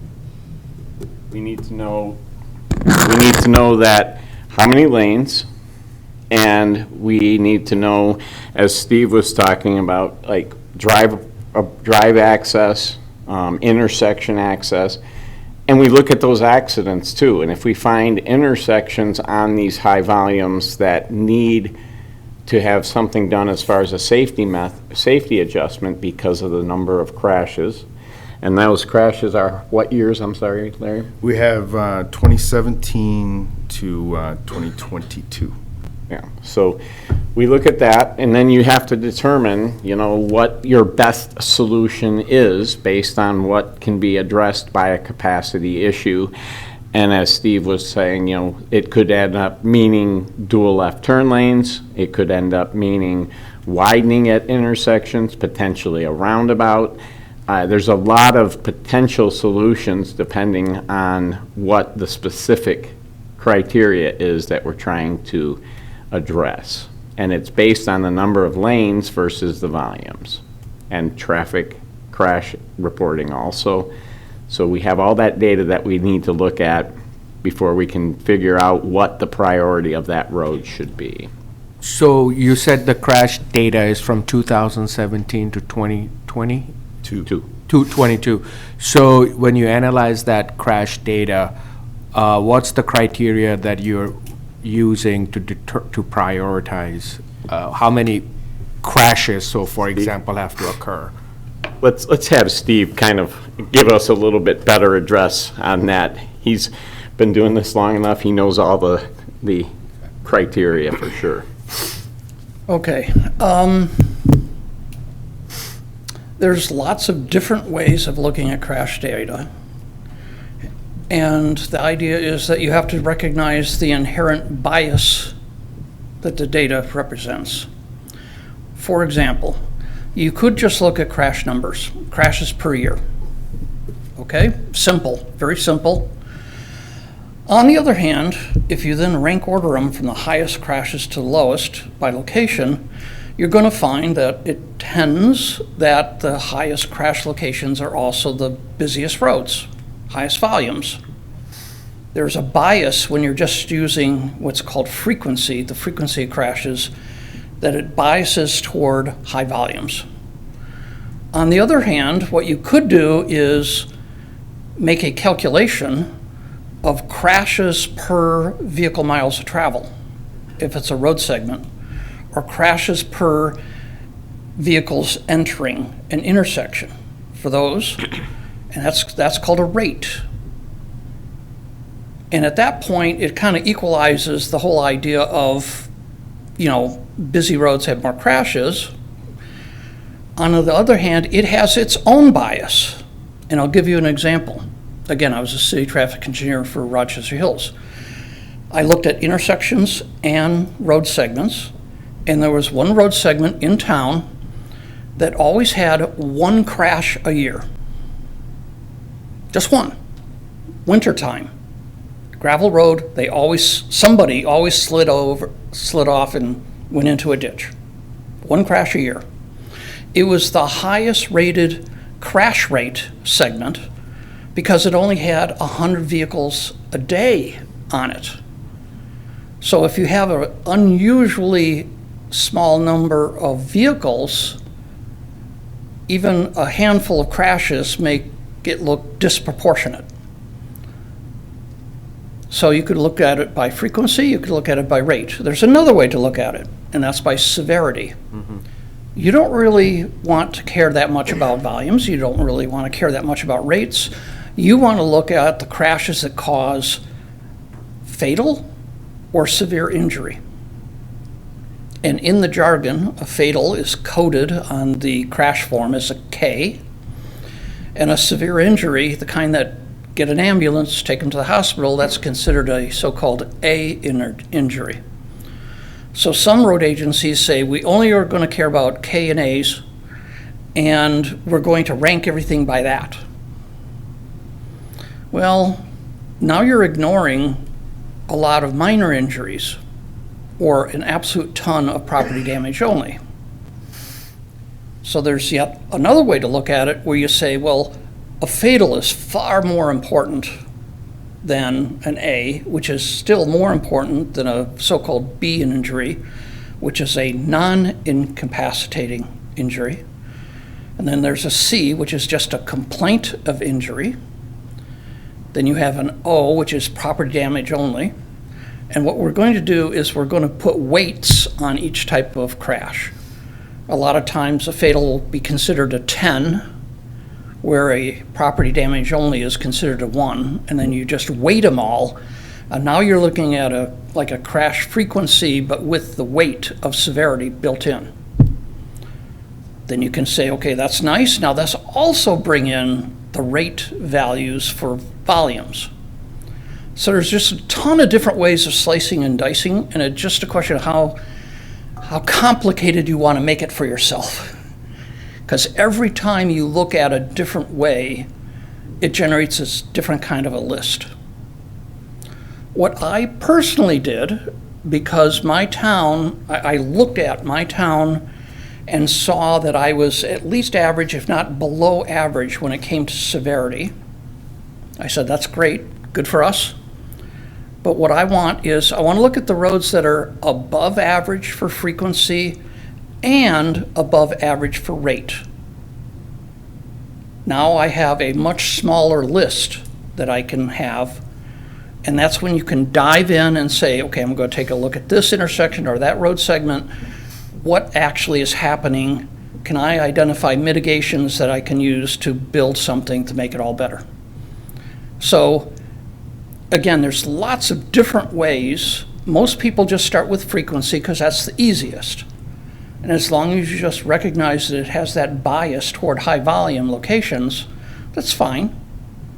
It's just that when you want to get a more responsive project selection process, then you want to look at something more than just frequency.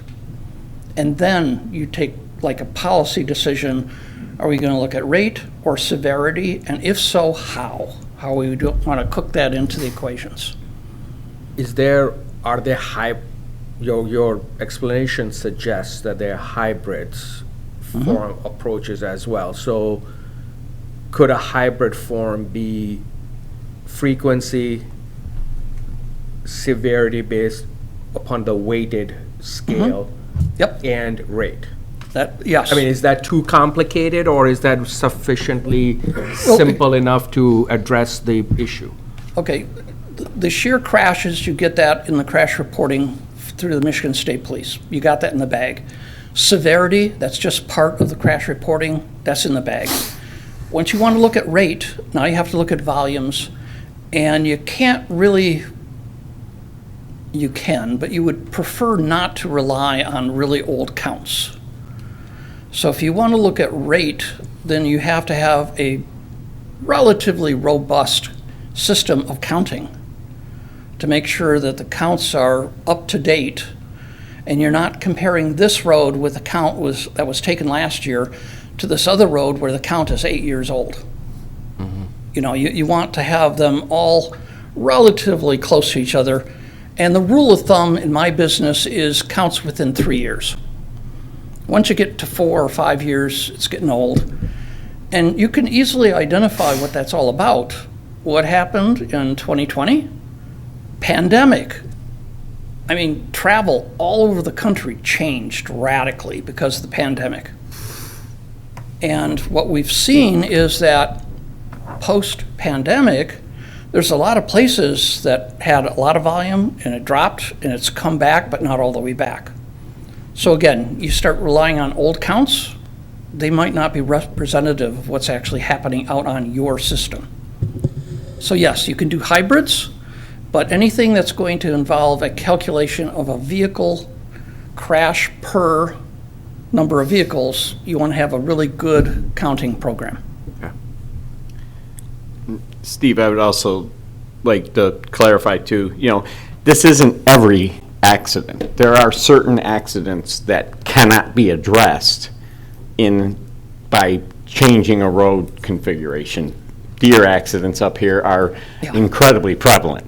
No matter what we do, deer are going to jump out. So that type of thing we don't talk about.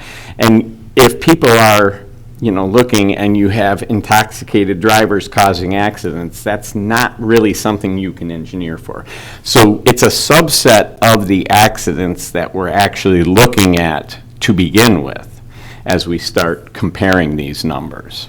Yeah, that's an excellent point.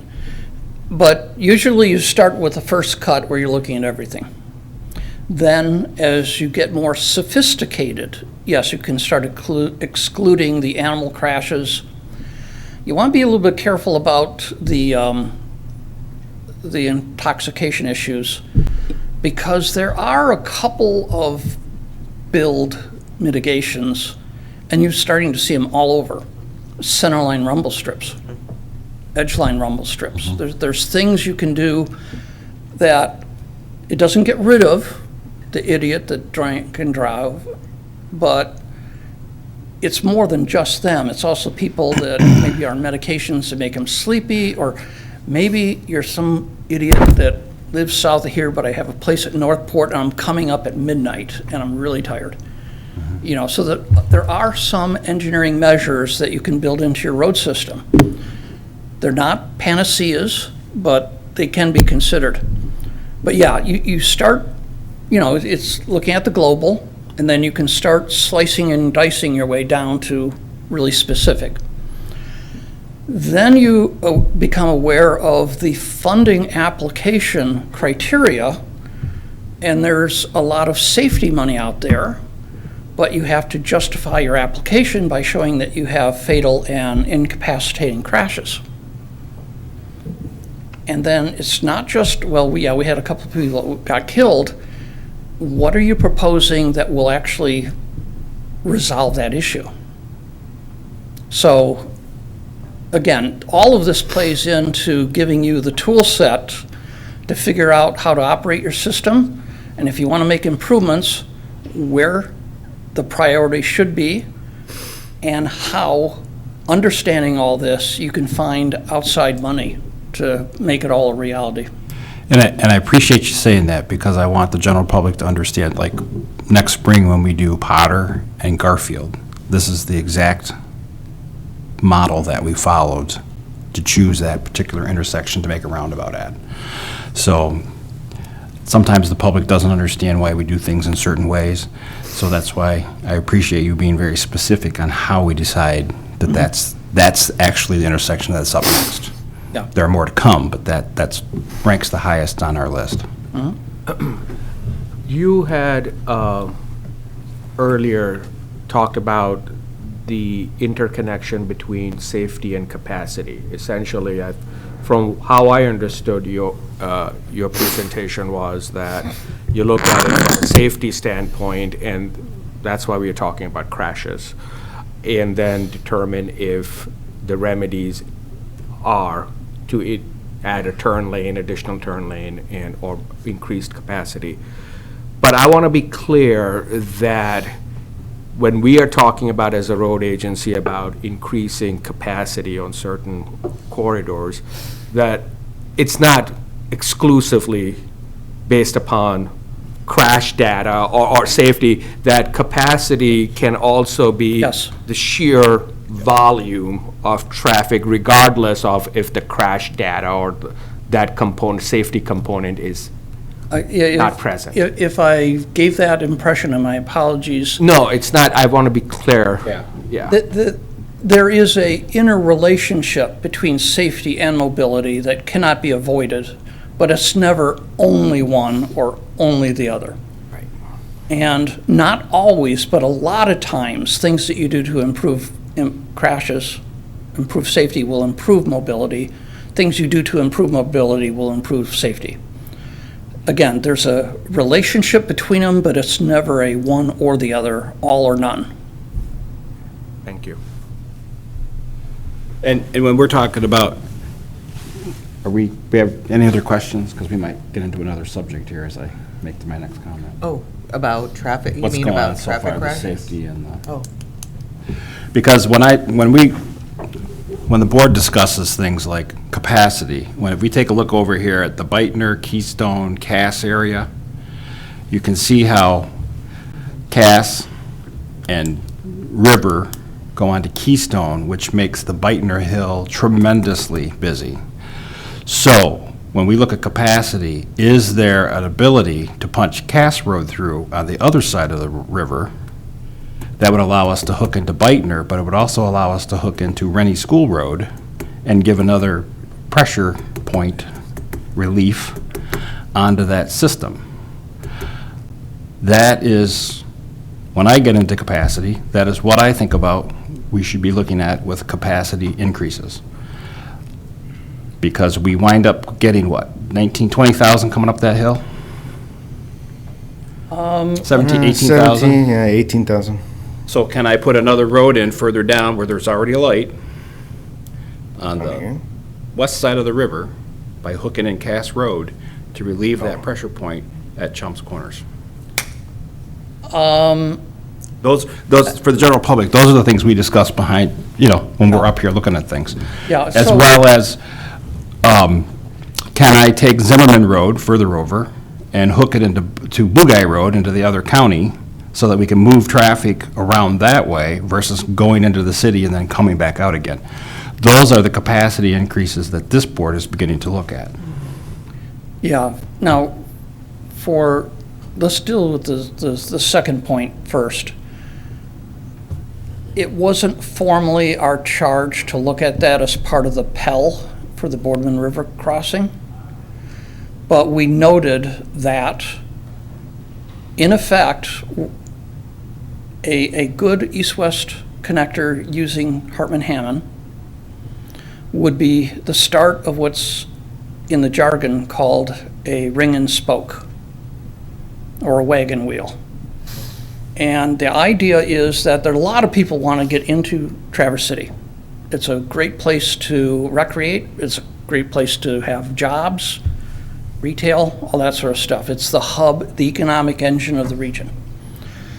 And the idea of a hub and spoke is that you use Hartman-Hammond and either 3 or 4 mile as a way of circulating traffic around for them to find the spot that makes the most sense for them to dive into the city to get to a job or school or whatever. And in that same context, continuing it to the west and then to the north makes sense, and tying it into Leelanau County. In the meetings that we had for both the East-West Corridor Study and the Pell, Leelanau expressed an interest in that. And you're about to have a wonderful tool with the formation of this Metropolitan Planning Organization to start that kind of a planning process, to look at how to make it not just suited to the needs of Grand Traverse County, but also match and amplify the desires of your neighbors. So, great. And there's lots of different ways to make that connection. There's just doodling, I came up with about 7 different alternatives.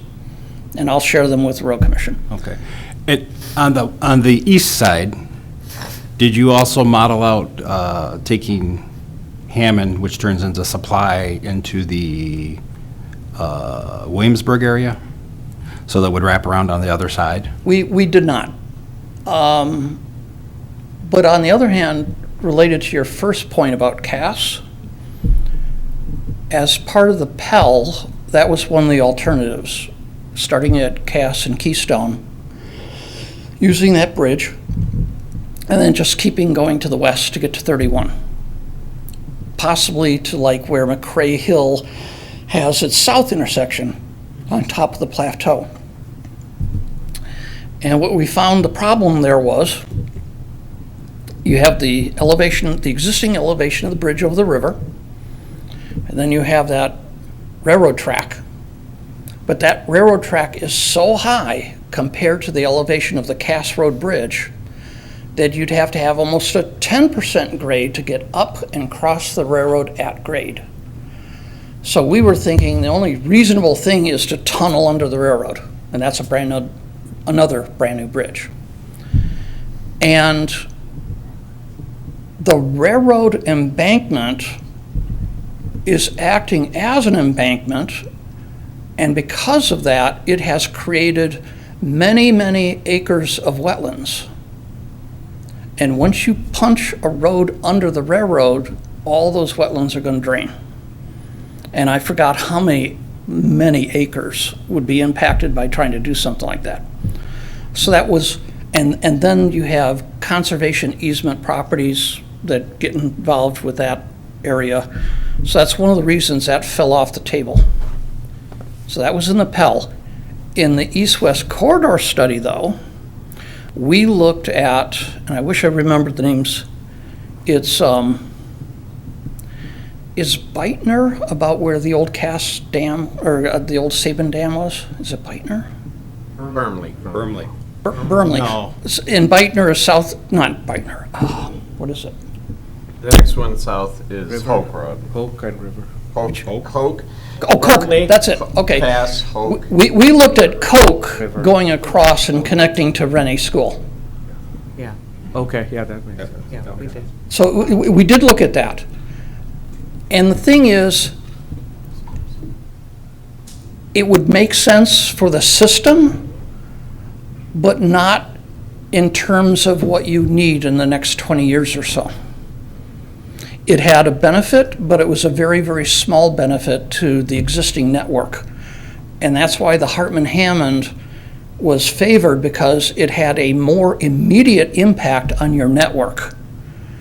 And the traffic that would go on to the new Hartman-Hammond connection would be coming off of South Airport, and pretty much every east-west road all the way up to the water would be benefited, although to different degrees.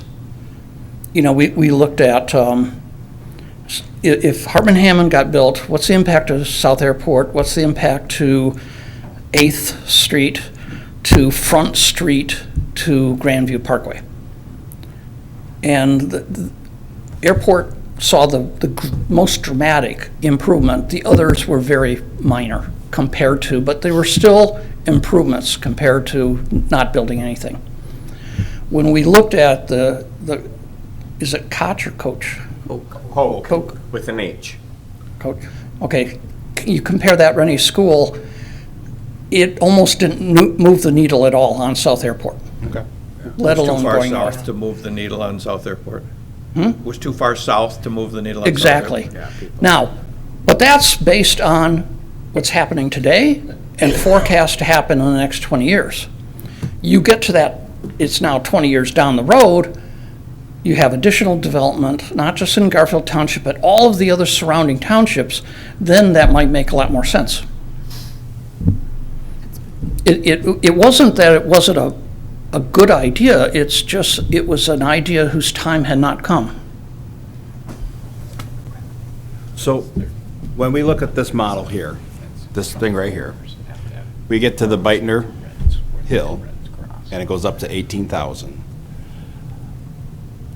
Realistically, the only thing we can do in the short term is to maybe add a truck lane to help offset the amount of You could, yes, a truck climbing lane. truck Yep. climbing lane. I don't know about coming down, but going up, it would be logical for us to say, you know what, we're going to put a truck climb lane there so that the slower traffic can move to the side. Mhm. And that would increase the capacity, shall we say. Yep. Coming up that hill. And we've made it apparent to MDOT, they didn't need it. They didn't need us telling us this. They are already aware of the fact that Chum's Corner, 31 at 37, it's already bad. Yeah. Yeah. And, they've already set it up for double Fs, and that's not enough. Yeah, because I'm looking at the number 20 on 31, 24,000, and and I guess I'm thinking, okay, even with the Hartman-Hammond crossing, when that traffic comes out to 31, how is that? The pressure on 31 in that stretch, that's not going to get addressed. Well, right? It is speculative, but based on my discussions with my modeling folks, this is what they think might happen. If we can get Hartman-Hammond built, get it out to 31 near McCrae Hill to the north, traffic, not a lot, but some traffic will move off of Beitner and Keystone and use that instead. So to the extent that traffic on Beitner drops in absolute numbers compared to where it is today, I think I mentioned it. You got capacity issues, you either gave them green time or more lanes to travel on. Traffic dropping on Keystone will give you the opportunity to steal green time away from Beitner and give it to the other movements. Okay. Not going to solve it, Right. but it helps So the new east-west corridor will also help relieve that 18,000. to a minor extent, yes. So then if we go to the north, Larry, slide down there. Let's go up to behind the junior high there. Is that 10,000? Junior Does, high, yeah. yeah, over in that area. Does the east-west corridor help change my 10,000 going up Barnes Road. Barnes Road? Thank you. I had a brief moment of, Well, that's or does it increase the pressure on there without punching Zimmerman through to Bugay to the next county? To the extent that people start using this as a wheel and spoke, yes, it's going to increase pressure on that road. But again, with the MPO, you can immediately start the planning process of how to feel, or how to, what to consider in terms of extending the wheel part of that to the north and west. And again, just playing with it, I found a number of different alignments, including some that are greenfield roads, not existing roads. There's lots of variations implicit in this as a problem that need to be evaluated. Bugay already was expanded for this purpose. If you're kind of in this rural Leelanau County area, 2-lane roads, and all of a sudden you're on a 5-lane wide, stretch going through a farm area. And that was in anticipation of the complete bypass that would take you from Acme Whitewater and go all the way up into Leelanau. I mean, that was discussed at the iteration of the Hartman-Hammond 20, 30, 40 years ago, was this idea of bringing that up. And Beitner's or Bugai's already widened for it. It's ready. It just needs to be connected. There's an extremely small piece missing, and that is Zimmerman Road actually extends right now. If you look at it, do you see that little road commission circle? It's for the plow trucks and school buses to be able to circle. That area from that circle to the Harris Road weird sharp turn is one parcel. It's one piece of property that's for sale right now. That's it. If they purchase that and the township has a requirement, say it's a PUD, of finishing that road, that's connected. However, there's utility easements there. I mean, there are above-ground utilities there, but there's a potential for that. But it's of no use, really, when it's all 2 lanes. Zimmerman is 2 lanes right now, which is difficult. The current extension of Zimmerman there, that's the Brookside Commons development and Lone Tree subdivision. That's a 2-lane road. And then, of course, Harris and all of that is a 2-lane road. So when I think of this discussion about capacity, that's kind of the things I think of is those tools that we have now to do, like, you know, like Bill said, or maybe it was you, that you're looking for 3 lanes or 5 lanes or 7, you're looking for those odd numbers. And if you look at these high capacity, high volume roads, they're predominantly 2 lanes and we all drive them. I think Long Lake Road is one of the most significant problems in our area in many different ways. But Long Lake is the direct cause of that bottleneck you see around the Zimmerman Barnes area, because a lot of people live in Long Lake Township and beyond, but they work in the city or Garfield or whatever. And we also have, of course, a significant thing, which is West Senior High right there. So when you add all of that together, anything we could do to relieve that area makes the most sense to me. Long Lake Road is 2 lanes. At 8 in the morning, it's as far as you can see.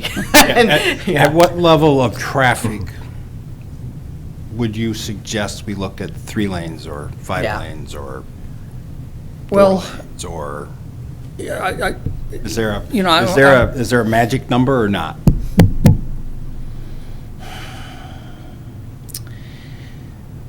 There is, but I'm reluctant to use it because there's a bunch of assumptions behind them. That makes sense. And it's almost always good to have that center left. But whether it's 1 travel lane in each direction or 2 travel lanes in each direction, it's still a function of, well, how many driveways, how many crossroads, how major are they that you're going to look at signalizing or putting in roundabouts? All of that comes into play before you get to a magic cutoff. The issue, part of the issue with North Long Lake, especially around the high school, is that Herkner intersection. I mean, we looked at it not that long ago, and one of the issues was we talked about reorienting some of the internal driveways within the high school, and TCAPS wasn't willing to go along with it. Yeah, so they're not interested. That is, to me, that is a big cause of that backup in the morning because of how that intersection is aligned. I don't know how. This is from just my personal observation, especially along the North Long Lake stretch. I don't know how valuable a center turn lane is there, to be honest with you, other than that high school, because there are not too many developments on either side where people are holding up traffic turning left. They're farmland. It's just more traffic flow. I know, but yeah, I mean, unless Gallagher Farms decides to sell their farm, I mean, okay, well, you know. Yeah, there's lots of instances where 2-lane is perfectly fine. Yeah. It's just that when you start anticipating development, I mean, if you know that it's not going to develop, that's fine. But if you anticipate that someday it's going to develop and you have only a limited say in terms of how many intersections or side streets, then it's a question of prudence. But I do agree on the Zimmerman part. I think that is the connection between the Leelanau Grand Traverse line to, It's very small. it's very, you have to, You- yeah, you have to go zigzag, or there's no direct connectors there. And Zimmerman itself is a well-traveled Yeah, road, and yeah. especially that traffic light at Zimmerman and North Long Lake Road. It's at a slope when you come to, and people, you know, especially if you're turning left from Zimmerman onto North Long Lake Road, that sometimes, people sometimes come speeding up, and then they have to slam on their brakes because the Yep, traffic, yep. you know, the light is red. They did change the slope of that, though. The road commission did several years ago when they redid Zimmerman. They actually made it less. It's Because less, that's my yeah, road, and like, yeah. I can't tell you, I could count weekly the number of people that slide into people at Yeah, intersections. right. So there was a significant safety improvement done on, at that light, but you're right, there could be more for sure. And I think we should also note the number of 16-year-old drivers around a senior high. Like, Yeah. that throws a loop into this that no engineer can fix, right? You know, don't get me started when it comes to schools. Yeah. I've spent 30 years of my career fixing the mistakes of architects working with the schools where it looked pretty. Doesn't function, but it looked pretty. And then I have numerous school districts I worked with saying, well, you know, you got to change this. You know, why didn't you separate buses from parent drop off? You know, all that kind of stuff. So schools are a nightmare, almost always. So, I mean, this probably is a question for Brad. If we are simply, let's say we start considering just adding an additional lane. I'm not talking about a center turn lane, I'm just talking about an additional lane, 3 lanes, or, do we have enough right-of-way on Zimmerman and North Long Lake Road to accommodate an additional lane, or make it from 2 to 3 or 2 to 4? The Zimmerman issue is the one that I believe, and I think I can see Wayne back there. Isn't that one that we talked about for the safety potential of straightening part of that? Where there's that zigzag, was that on Zimmerman? And we went with the high friction course. So it's pretty narrow through there. No matter what, when you start adding it though, we don't have much that's greater than a 66-foot right-of-way. You get into the core commercial areas, we've got some 80-foot right-of-ways, some 100, maybe 120s. But when you start talking about adding lanes, even at intersections, if we're talking about adding lanes, we're definitely talking about property acquisition. Okay. In 90% of the cases, when you need to add that lane, we don't have enough space to really do it and keep it off of their property. I mean, you could put the back of the curb right at their property, but that's not the way to design it, because you want to have that extra area and everything else that we're talking. But 66 feet is awfully narrow for 3-lane roads, especially when they aren't necessarily coming in at a straight line, and we have to start looking at that intersection there. You'd probably be looking at adding an additional lane in more than one location. You might add 2 lanes to make it work, so that you have throughs and the rights and everything else. And you may have to have, like, that whole area which would have to be addressed as an entire analysis. You couldn't just say, okay, we're going to try and fix just this road. Because by fixing this road, all you're going to maybe do is move it down an intersection, and that's where the next problem comes.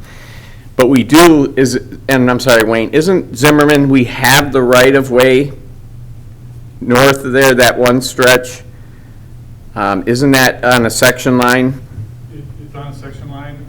Fairfield Township actually owns that right-of-way out through there. And so it would be a matter of working with Fairfield Township, because they have, I believe, electric and water main running through that section.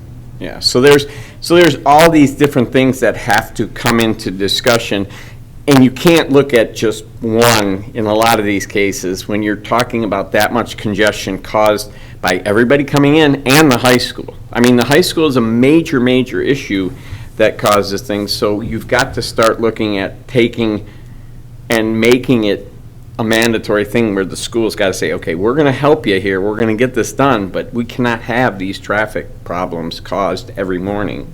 So as much as it pains me to say this, the general public needs to understand that as we increase these capacities, we will be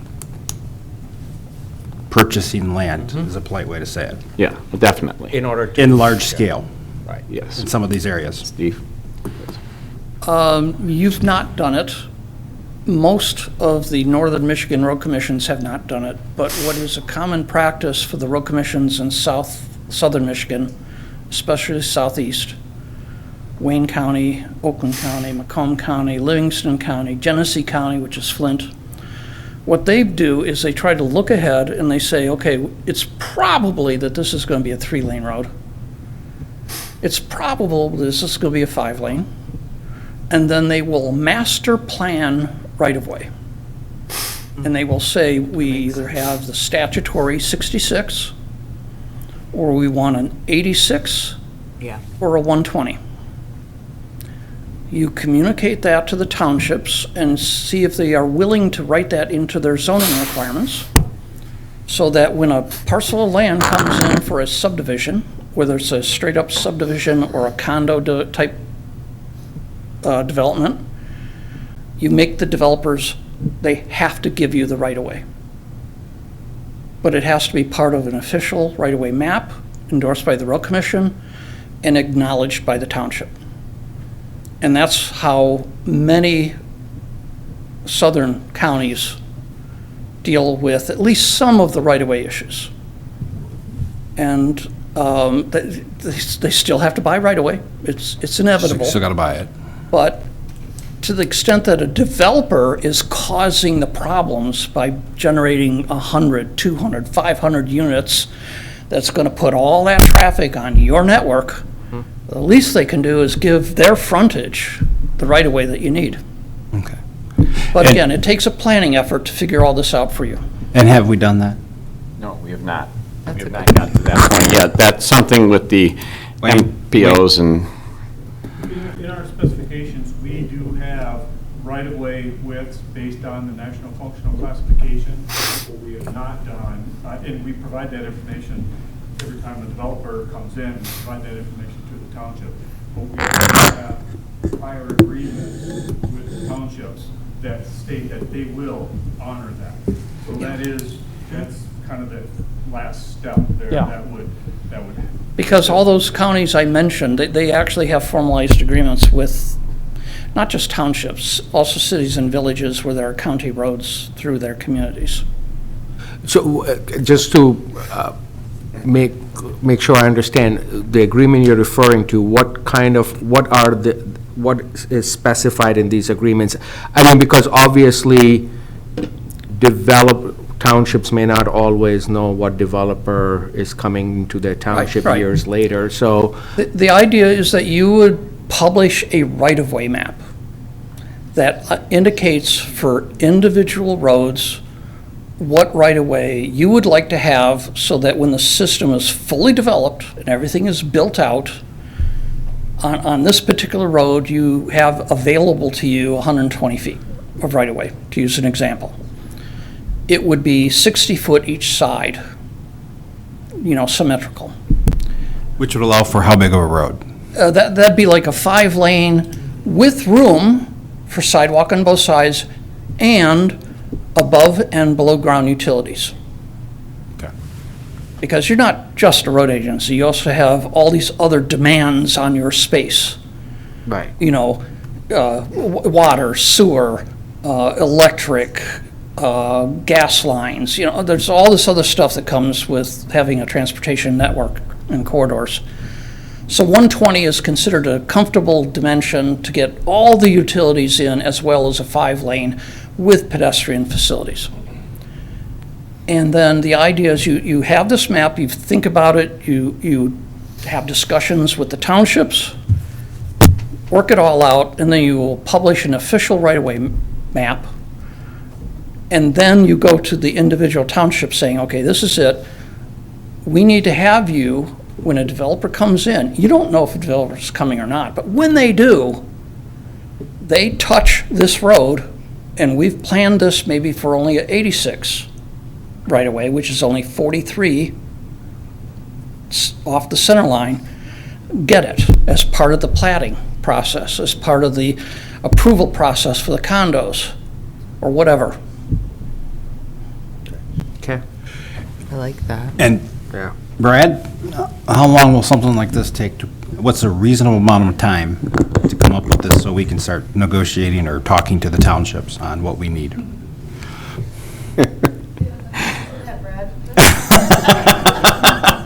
gonna put you on the spot. Here, let me I'm the one that threw him up, I'm throwing him out there. Pulling a map together, it's really not that hard. You have to dedicate some time. Better it not to be one person. You want a couple pairs of eyes on it. That's the easy part. It's, okay, here's our first thought. Now you have to talk to you, and you have to start talking to the townships. It's the negotiation side of this that's going to chew up a lot of time. Okay. 6 months, 9 months, something like that. You dedicate one or two people to it, they'll have a preliminary or a draft. But it's talking it out. Does this make sense? Do we really think that this is the future volume or the future vision for this road, or is it actually going to be over here? Especially when you're going from like 86 to 120. You're picking winners and losers in terms of where you think you want to put capacity into a system where you don't know where the development's going yet. So that could literally take years to work all that out, talk it all out. But you can start with the major roads that we're dealing with right now, with the high volume. Yeah. And we can work backwards. It's just like a future zoning map. I mean, this is kind of the idea of planning in general.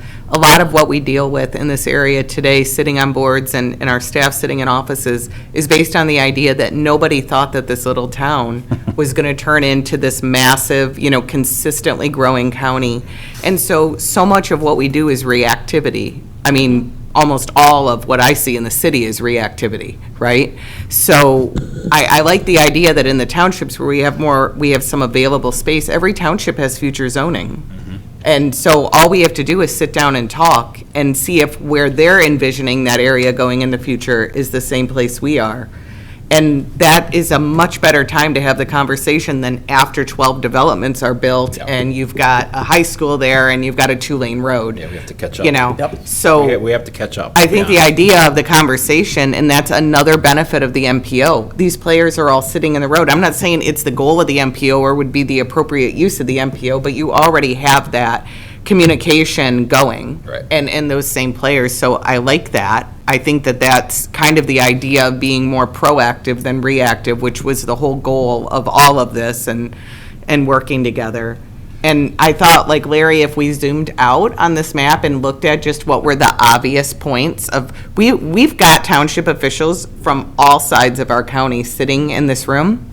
And if we look at what are the obvious problems, and then maybe each of them could just say, yeah, as leading my area, this is the same place, we have issues, the same place we have our residents complaining about, the same place that I hate driving every day. That's kind of one of the good things about communication of having a meeting like this, is to be able to interact and hear that.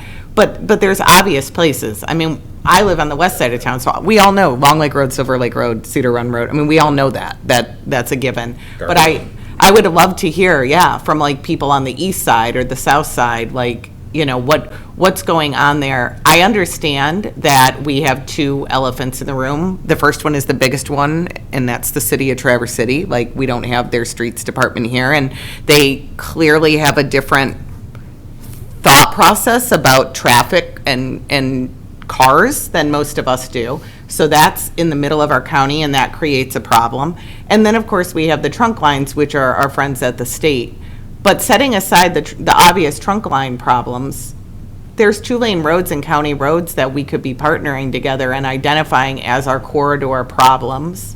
Because we all know 31, 37, 22, I mean, that's obvious.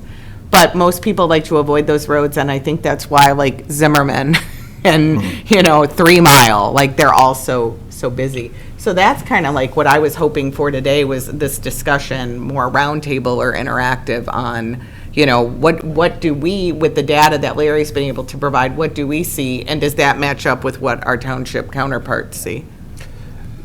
Jay, you raised your hand. You have something you want to add? Yeah, I was just recommending Brad to not commit to a timeline. We don't talk, nothing I can get back to you. We did talk about it at a couple meetings ago, Yeah. when Hyder and I were speaking about it, that the long-range we're trying to identify these corridors now that are causing us problems, that are immediate problems right now. And where do we focus? The road commission hasn't had a forward-thinking plan, and us first identifying the corridor, and then figuring out what are we going to do with them and how we fund them. Right. And we can identify where the problems are pretty easy, and I think we should start It's right there.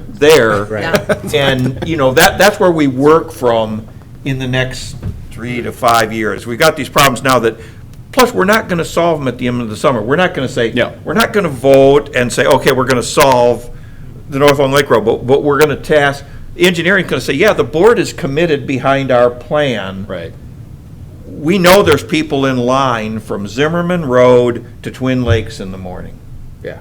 We're going to figure out within the corridor what we can do, and these other spots around, the 4 or 5 worst spots around the county that we're going to identify, and we're going to try to spend some money there.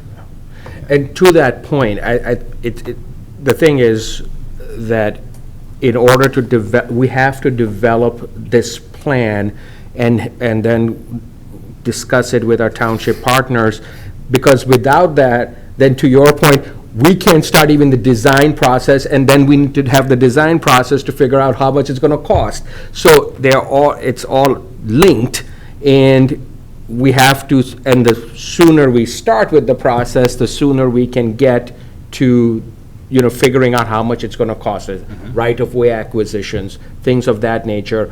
And again, we don't have to take it all at once, but maybe if we just start with the major corridors, the major problem areas, and then work our way backwards, that to me seems to be a reasonable and sound approach. I'm just sitting here, I'm listening, and I'm thinking, I don't know, we always have, not always, but for the most part, we have a really great representative from the road commission board that attends our monthly township board meetings. Does anybody ever attend township planning commission meetings? I know townships, a lot of townships, ours right now, we're reviewing our township master plan and doing updates to it. That's a good point. So Yeah. I would suggest that perhaps, whether it be a road commission board member or staff, actually start attending some township planning commission meetings and speaking to the planning commission members as we're all reviewing our master plans that we always do,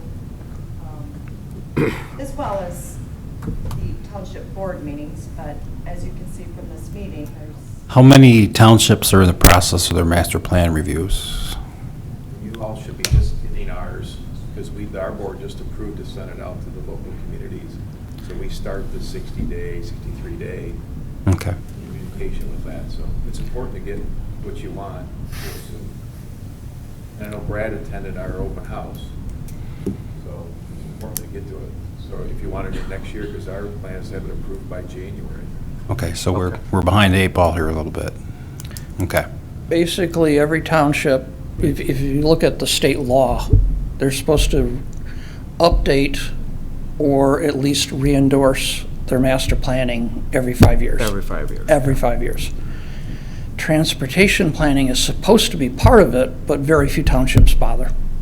They focus on the land use side of it. So that's one thing that we have to discuss too. We need a little deeper dive into each township. Yeah, we have to each figure out township. who we want to send, and with our manager here to figure out who is available, and because that's probably the best place to start, is start attending these and gather information. But I think we can do a couple of things at the same time too. We don't Yeah, have well, to it's kind of obvious. put one thing on hold just to. Well, some of these roads are obvious. Yeah. Garfield's obvious. So is Garfield, the orange one, going to Paradise Yeah, Township? Mayfield, down to Mayfield, yeah. Down to Mayfield, yep. That is, was that about a 10,000 car deal? Is that called Garfield all the way? Yeah. Into Paradise Township? No, to the city. To the city. From Oh, down- Kingsley to the city. Yep, Yes, it's to called Kingsley. Garfield. It is. Kingsley to It's the still city. called Garfield in that part in Paradise? Okay. Yeah. So that, to me, looks like a significant corridor, right? A lot of people live in the Kingsley area, and they drive to other townships or it's only the growing. city, and it's definitely growing. Blair is growing enormously. Yep. They have a lot of units on deck and things going on with that, and obviously, they have a trunk line situation, but Well, there's you can see an more than orange that. right there through the lakes. Yeah. Long Lake is obvious, Long Lake Road. I mean, Silver Lake Road in Silver Garfield, Lake, yeah. Zimmerman is a problem. But when you look out in Doug and Beth's area, you know, if we're looking out there, you know, they both have significant trunk line roads, but also a lot of, you know, 2-lane or county roads that carry an awful lot of traffic. East Bay has a lot, you know, with 3 Mile and 4 Mile. I don't know about the peninsula. It looks like Center Road, which is also a state highway. So there's, Yeah. you know, some issues Partner there. there. But when you look at it, I mean, we've got some significant areas just in our own domain. Well, and we are, Garfield looks like a big deal, I would think. It is a big deal, All the and- way down to Kingsley. and the orange section on 3 Mile there is next spring, from Hammond to South Airport. We are widening it, right? Well, it's, we're gonna go side to side, but not so they widen it, correct, Wayne? Yeah. A small section of widening from Hammond Road north until you get beyond Vanderlip, and then it'll come back down to 2 lanes. But we're gonna pave significant shoulder, It'll be a reconstruction, and it will include 5-foot paved shoulders. okay. So we're beginning to address 3 Mile on that section. I do notice, you will notice that 3 Mile seems to double every section. When you come from Garfield, then you get to Hammond, then you get to South Airport, it seems to continue Well, it to was all double. part of the bypass. That was the idea behind it. I mean, these pieces we're talking about and the obvious roads, they were all identified decades ago in the original bypass discussion. And now here we are 30 years later, and they are significant problems. Yep. And so talking about the bridge is one part of the solution, but all of these areas that surround it and create that backup are part of it too. And I think, I mean, to me, just Garfield looks like a big deal for those folks in East Bay and Paradise. And then, you know, obviously Long Lake Road for Garfield and Long Lake have an awful lot going on there. So if you look at the MPO boundary on here, or is Mayfield in that? The urban boundary. Yeah, No. it's not, I think right? it's just outside. Okay. Yes. So we're identifying things that are going to be potentially part of the MPO discussion, but if we have Paradise and Mayfield And Blair, look at Blair. and significant parts of East Bay Township and Blair not involved in the MPO defined area for fund use. We have to include So that. that would be something that the road commission should be taking a lead on outside of that MPO Absolutely. process Yep, yep. with those townships, you know, supervisors and boards and staff. And that's really, again, not established very well, because I have two set pieces of data, and they really, they don't contradict each other, but you can see that they're looking in other areas Yeah. as well. Yeah, look at Long Lake, I mean, Because they skip around water, isn't that what it was? It They looks- had to, yeah. But I mean, I think it's pretty safe to say that Paradise, the Mayfield area, is not part of it. So us working with them, are you going through your master plan process right now? So that seems like low-hanging fruit would be a township going through their master plan. They're not part of the MPO process, and they have significant, you know, use of those roads.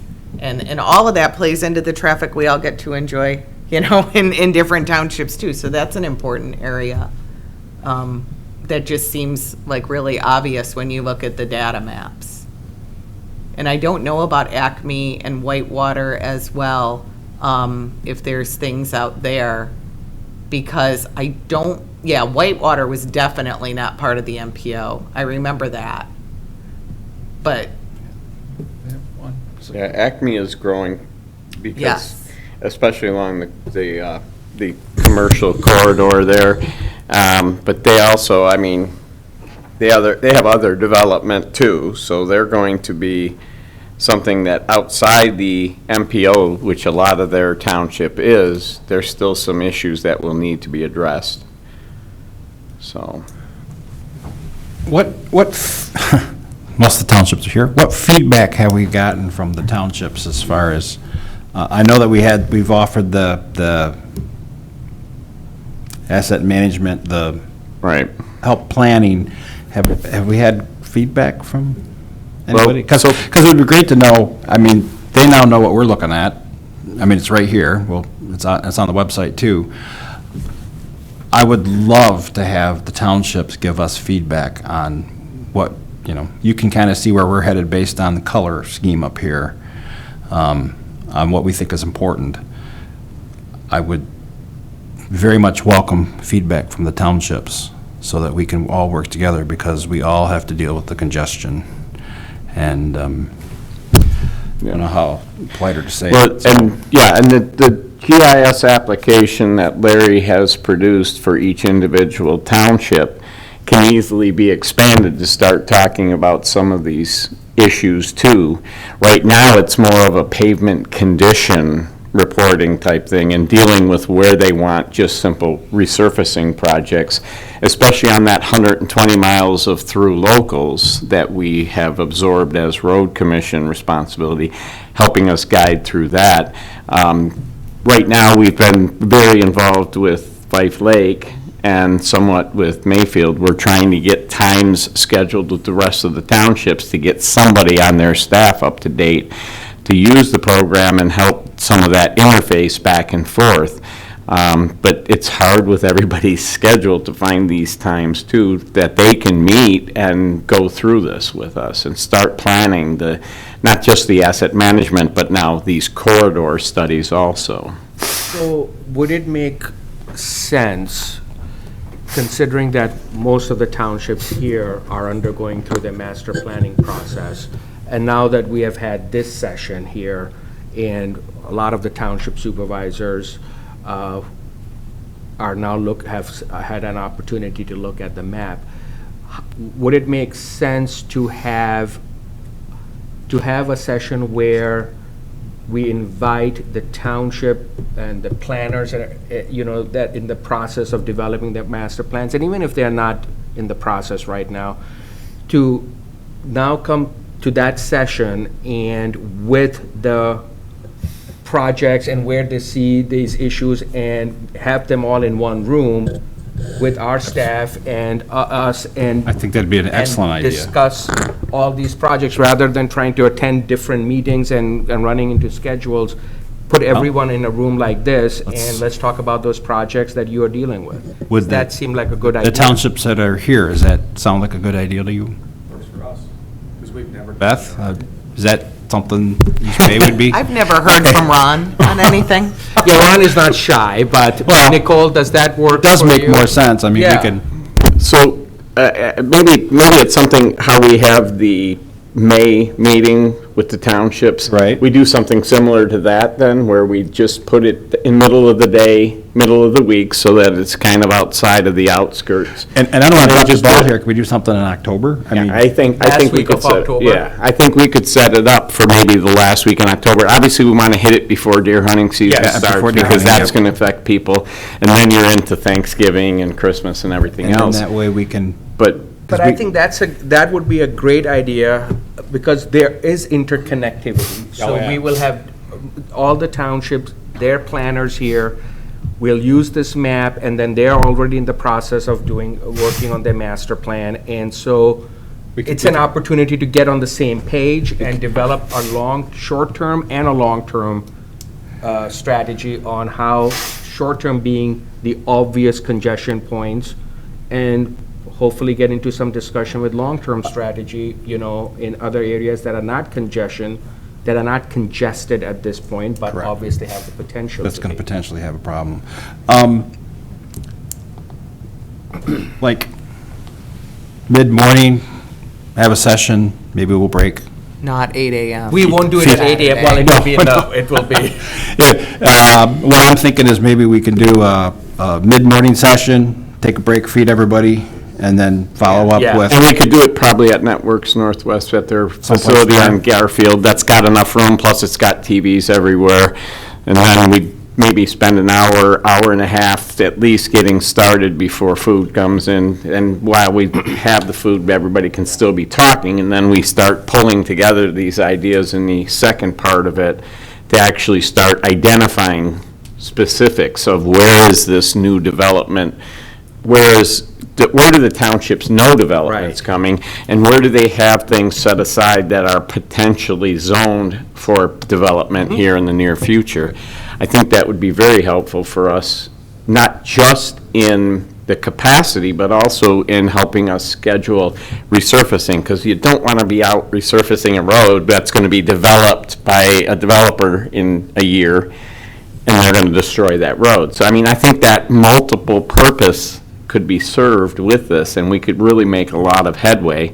And maybe it's something that we say, okay, every year in October, we're going to meet to update and say, okay, this is where we stand, this is what we're looking at. And as the MPO comes on board, I think, as the funding levels come out and we start realizing what we can do with the funding, then we start becoming more aggressive when we say, okay, we've got this township that needs this, and we need to start looking at grant processes. So all of this ties together well. And the road commission has committed to this. We authorized, I haven't done it yet, I don't think the trigger's been pulled yet, but we authorized hiring a grant writer specifically to help us identify revenue that we can use in all aspects of capacity increases. Yeah, currently, we're using WPS to do the bridge funding. But eventually we'll have in-house. But eventually, we're going to need to be moving to an in-house type person. There's a question there, Joe. Yes. Question, make a suggestion possibly, to some of these larger municipalities within the township, like Village of Kingsley, I would ask that they be invited. Absolutely. Absolutely, that's a great point. Absolutely. Add a lot to the traffic issues. Yeah. Sure. We've begun to try to work with the villages the best we can. I think the project in Kingsley is a good example where we were working, and I can't remember the road, I'm sorry. It's on Kingsley Road there by the high school, where we had a section of road that was bad. The village has a section of road that was bad. We arranged the project, and they're going to pay for their portion, and we're going to pay for ours. So, yeah, we definitely have some collaboration starting to take place with the villages. But, it's definitely something, they definitely shape traffic around them, especially in Kingsley. And it saves them money. Yeah, and from a planning standpoint, it makes sense to have the villages be part of it, because. Just as an informational thing, keep them updated what's going on, type situation. Yeah, yeah. And I think for all the people that aren't here today, we need to have the invitation explain what it is so that they know, and make sure it goes to more than just the supervisor, maybe the director of planning, or however they do that, and let them know that they can bring others, they get to choose, who goes, that it doesn't have to be just one elected official, it could be, and then, the county should also be invited as well. And because this is not actually being broadcast, but it is being recorded, we are going to produce thumb drives for all of the agencies and all of the commissioners. So we're going to hand out a thumb drive with this whole meeting on it to each of them, so that if they were not able to attend, they can at least watch whatever part of it is of interest to I them. think the history of the crossing was really valuable, and I think it helps debunk a lot of the, there's been a really long game of the kids' telephone game with the string and 2 cups. It's been going on for almost my whole life. It's about 40 years, I think. And by the time you get to 2023, even people very well-meaning may not remember specifics of the first iteration of the bridge crossing, or the second, or the third. And I think even not knowingly, they've spread maybe some information that wasn't accurate. And then, of course, the newspaper certainly didn't help our cause at all. So I think this was really valuable. So thank you to OHM for doing that. And it was valuable for me as well. And I want to thank everyone in attendance here. Oh, yeah. All the township officials here who have taken the time out of their Saturday morning to be 8 here. a.m. This is a very important, obviously, strategic planning for us, and we can't engage in a meaningful process without the townships and the municipalities when we are talking about capacity issues. And to Elisa's point, yeah, I want to make sure that our invitation is specific so that it makes it clear that this is a planning process, so that the townships bring the appropriate officials to this. And we really need all of them. Yeah. To, help put it all, and I know obviously with schedules it's not possible, but maybe at least one person from each township could be there. If it's a trustee or a planner or the supervisor, at least maybe one person, so we could have everybody in the room, from Union and Grant and Mayfield and, all the way up to the bigger ones. And I also think that Jeff Shaw and Elmwood Township should be a part of it, because they are part of the MPO and they play a significant role in several of those things that we discussed. And of course, they do have an annexed part of, the city as well, right there. So I think that they're a big part of that little congestion area right there is Elmwood. So that might be a valuable person, or his staff. So hopefully everybody found today a little bit helpful. This board is trying to look at the next 20, 25 years. So what does Traverse City look like? What does Grand Traverse County look like? 2035, 2040. And we're trying to get ahead of the game. We do know that we're behind the game a little bit, and that we are trying to get ahead of it, because I don't see the growth slowing down. I mean, we used to play, ball hockey on the road in front of me. If I did that now, I'd get killed, because you have to wait at the end of the driveway to even get out. So work with us. Work with us, work with us, work with us. They got the engineering folks here, we got the fleet and system people here. We want to work with the townships. We know the developments are coming. We know the developments are going to continue to come. So help us get the road work, one, up to par, and two, ahead of the game, so that when you do approve your future developments, we're ready to go and we have that stuff in place. It's going to be a little heavy lifting here for a few years, but I think we'll be able to get it done, and we will be able to be much more forward-thinking 2 to 3 years from now than we are right now. So I don't know, is there anything else? We do Public comment. We do have to have public comment, so if anybody's got public comment, we'd greatly appreciate it. Kylie's got to read the rules. I'm sorry, Naturally, Kylie's got to read the rules. I Probably knows them forgot. by heart. Probably recite them. Yeah. Each person may make an advance appointment with the board regarding road commission topics for a regular or special meeting or open meeting. If an appointment is made, the topic will be an agenda item. The following applies to public comments. Please state his or her name and address. The topic must be relevant to the commission. Individuals are allowed to speak once for up to 3 minutes on a single topic without any specified here. A group addressing the board requires a designated spokesperson who may speak up to 10 minutes, and the board will not act on any item from the public. Thank you. Mr. Chairman. Hello, Rob Henschel, Grand Traverse County Commission Chair. Wanted to just say thank you to everyone. I live on 1458 3 Mile Road, East Bay Township. Wanted to thank all of you road commissioners and all of our township and otherwise officials for putting this together this morning. Definitely important to communicate with our 11 townships, 2 villages, and a city. keep in mind all those pieces that come together to form our great county, that you are charged with providing infrastructure for transportation for. One thing, and it's just great looking at these maps. I love going down, delving deep on the info. One thing we didn't really talk about is neighborhoods. And that is something that, everyone's most important road is the one that goes in front of their house. And, curious to see if there's anything we can do. We've got some crumbling roads in neighborhoods and in subdivisions that they don't affect thousands of people. That's the problem. And it seems like the only tool we've had historically or currently is really those local assessments, groups of people getting together and paying property tax assessments for the road in front of their house. And, just keep open minds and always looking for ideas what we can do for those roads. I've traveled some recently, and I like, how can you get an ambulance down this road? There's potholes big as a car, and they don't get attention. So I'll message or email you guys if I see that stuff, and you have limited options to deal with it. But let's keep in mind for our people who actually live here, they need some attention sometimes. So if there's anything we can do, thank you. Chuck and Beth. God, I don't know. Is this weird? This is weird, right? I know a lot of you people. Some better than others. Thank you very much for this meeting. Thank you for reaching out. Thank you for talking. I've said it before and I'll say it again. You need to communicate better with people still.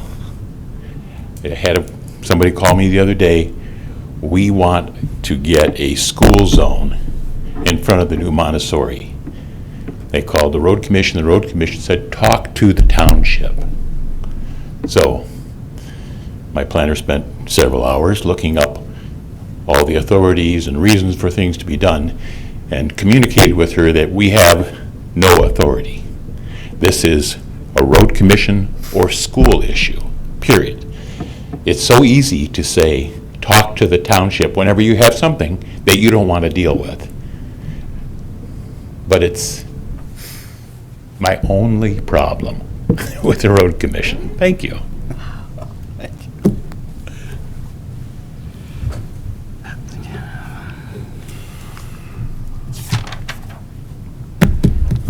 Wow, it's tough when you get a harsh comment from your husband, right? He's rough. I'm kidding. I'm in his seat. I mean, come on.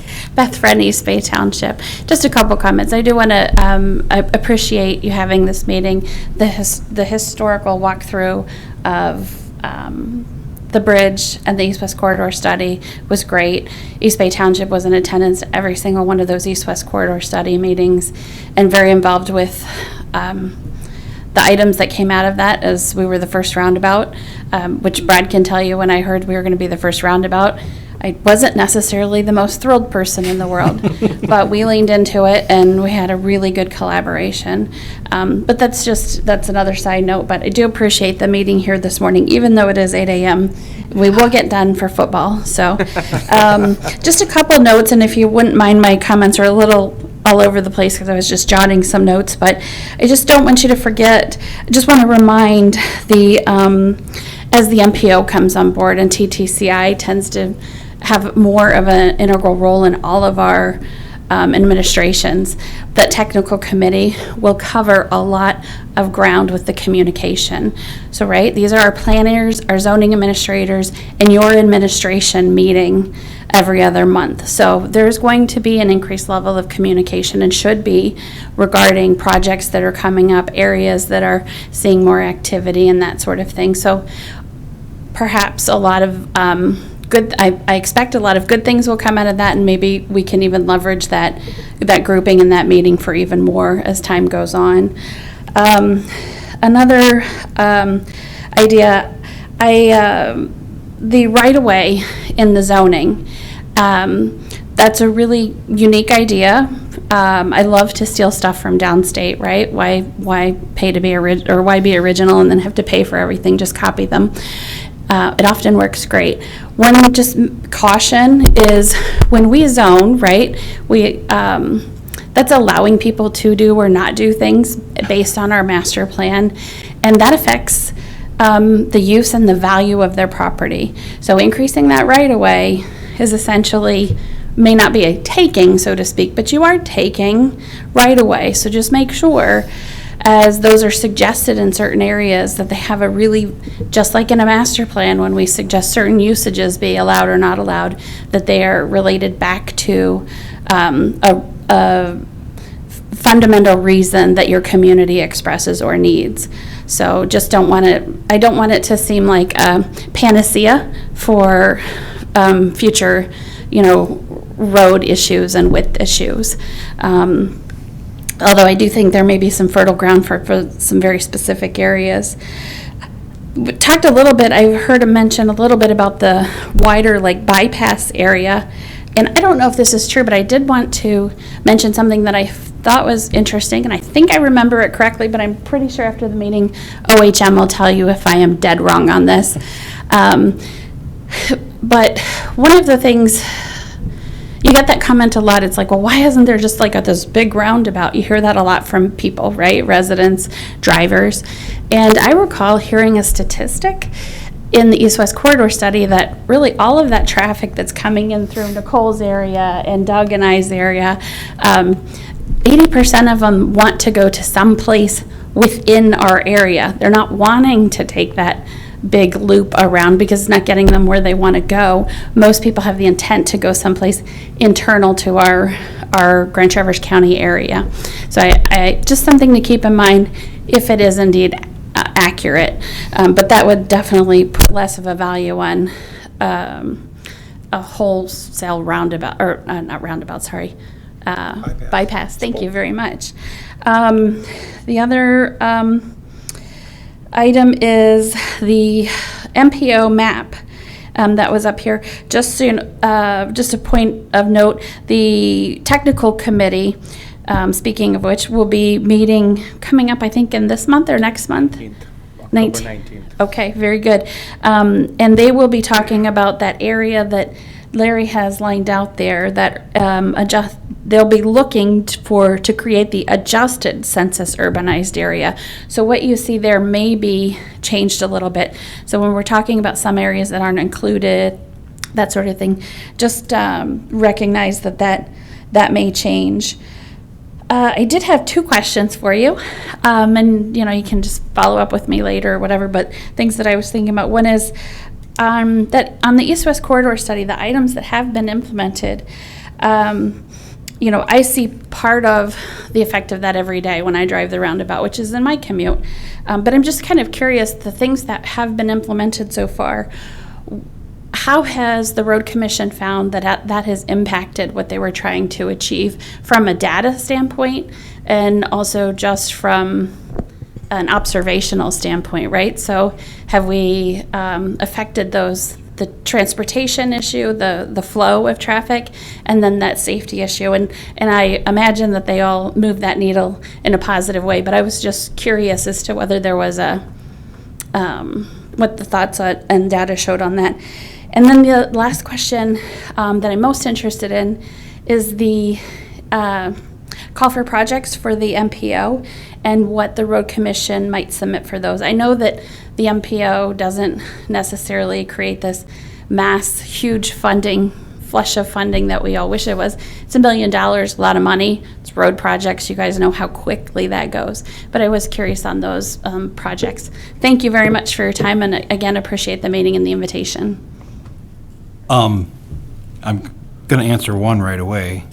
The projects for the MPO, we're scheduled to work on those Thursday. We're going to talk correct? about those Thursday. I talked to Wayne this morning. This coming year was Traverse City's year for the original funding under Small Urban, and they had the rest of Vets Drive from where we left off at the city limits heading north. Now, that does not mean that that would absorb the entire amount. We don't know what their scope is yet, so we need to make contact with them to see what their thinking is. But if we don't, you know, we aren't looking at something where we're going to be putting in a corridor type project at this point. But it's going to be a lot of discussion as to how is that million in the first year going to fall out? Because typically it's always been 1 year for Traverse City, 2 for the road commission, 1 for Traverse City, 2 for the road commission. That comes out of the small urban group. And so they'll be talking about that. We just need to kind of look and see what we have that we could move into the hopper. I think Wayne said our next project we had scheduled is Cass Road, and that was over 2 years, but with the monies that would come in through the MPO, we could potentially do Cass Road in 1 year. Right. So we're going to approve those project, whatever, Thursday, transmit to the MPO technical committee Friday, or no later than 5 o'clock on Monday, which is when it's due. So we are going to meet that deadline, and I can't name off what it's going to be, but we will on Thursday. The other one, we'll have to get back to you, because I'm not sure. We'll have to pull the data and So get just, the answers for.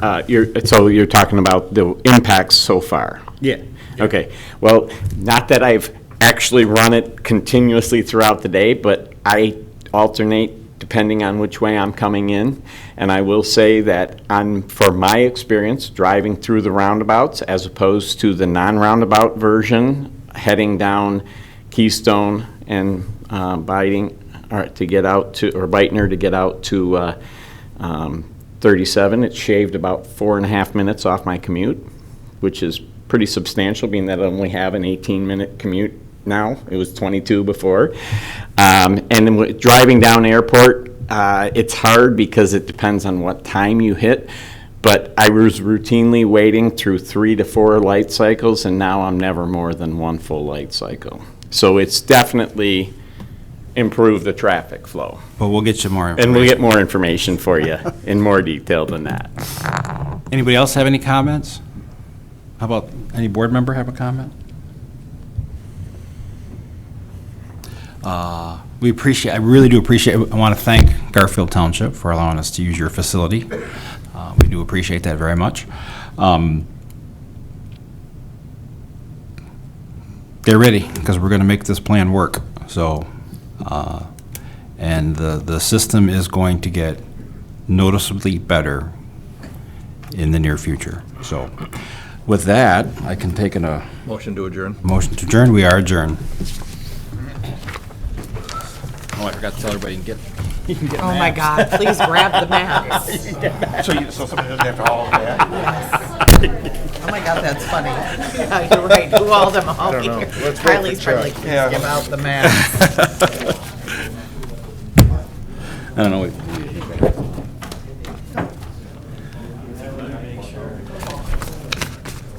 Just tell your husband. Thank you, Larry. Didn't take as much of your stuff as we thought we would. Chris East wants to, because the other supervisors are all running for re-election and he isn't, so he's like, I will tell them. They need to stop telling everybody to calm it down. There was a lot of good interaction, though. It's all part of getting our communication and relationships better. It's all part of that. The road commission doing this. I think scheduling and. I told, you know, I don't How you doing, man? Good. But I told like you, that I would call, they help work on that project. If anybody asks, see how hard it November- is. Recording until you first call. They'll do anything. Brad is not here, but I'll say so what does the road commission thing is designed to loop people around to never get. That's paid. exactly When right. you call here to Garfield Township, I went to Chuck Township, for example, and that lady downstairs, I keep going like the third road. Yep, it's your And I turn. am sick of this. We don't have a human answer. We don't. They only It's true. God calls Yeah. and you get through. They'll tell you, our experts will call you back when we decide who that is. And then they never get a call. And they don't get a call back. And we have talked about The townships don't get a call back either. Nobody, the people who are real decision makers don't get a call back, let alone the average feedback person.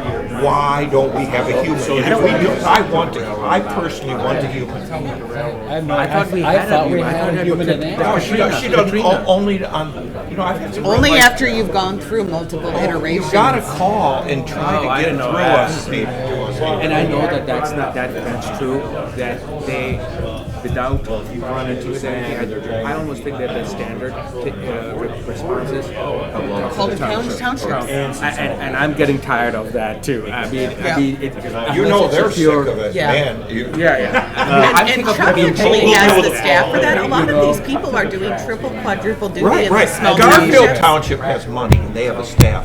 Who else has Yeah, that staff? no. Beth has a little, some help. Yeah, no, Beth is the one that's looking up whether, but yeah, John spent But I hours think trying unless to find out it's a about all specific of road issue, they've been trained they've been trained talk to the township. Talk to the township. Yeah. It's like. No, okay, that's good enough, 'cause what we need to do is change that to, okay, we will.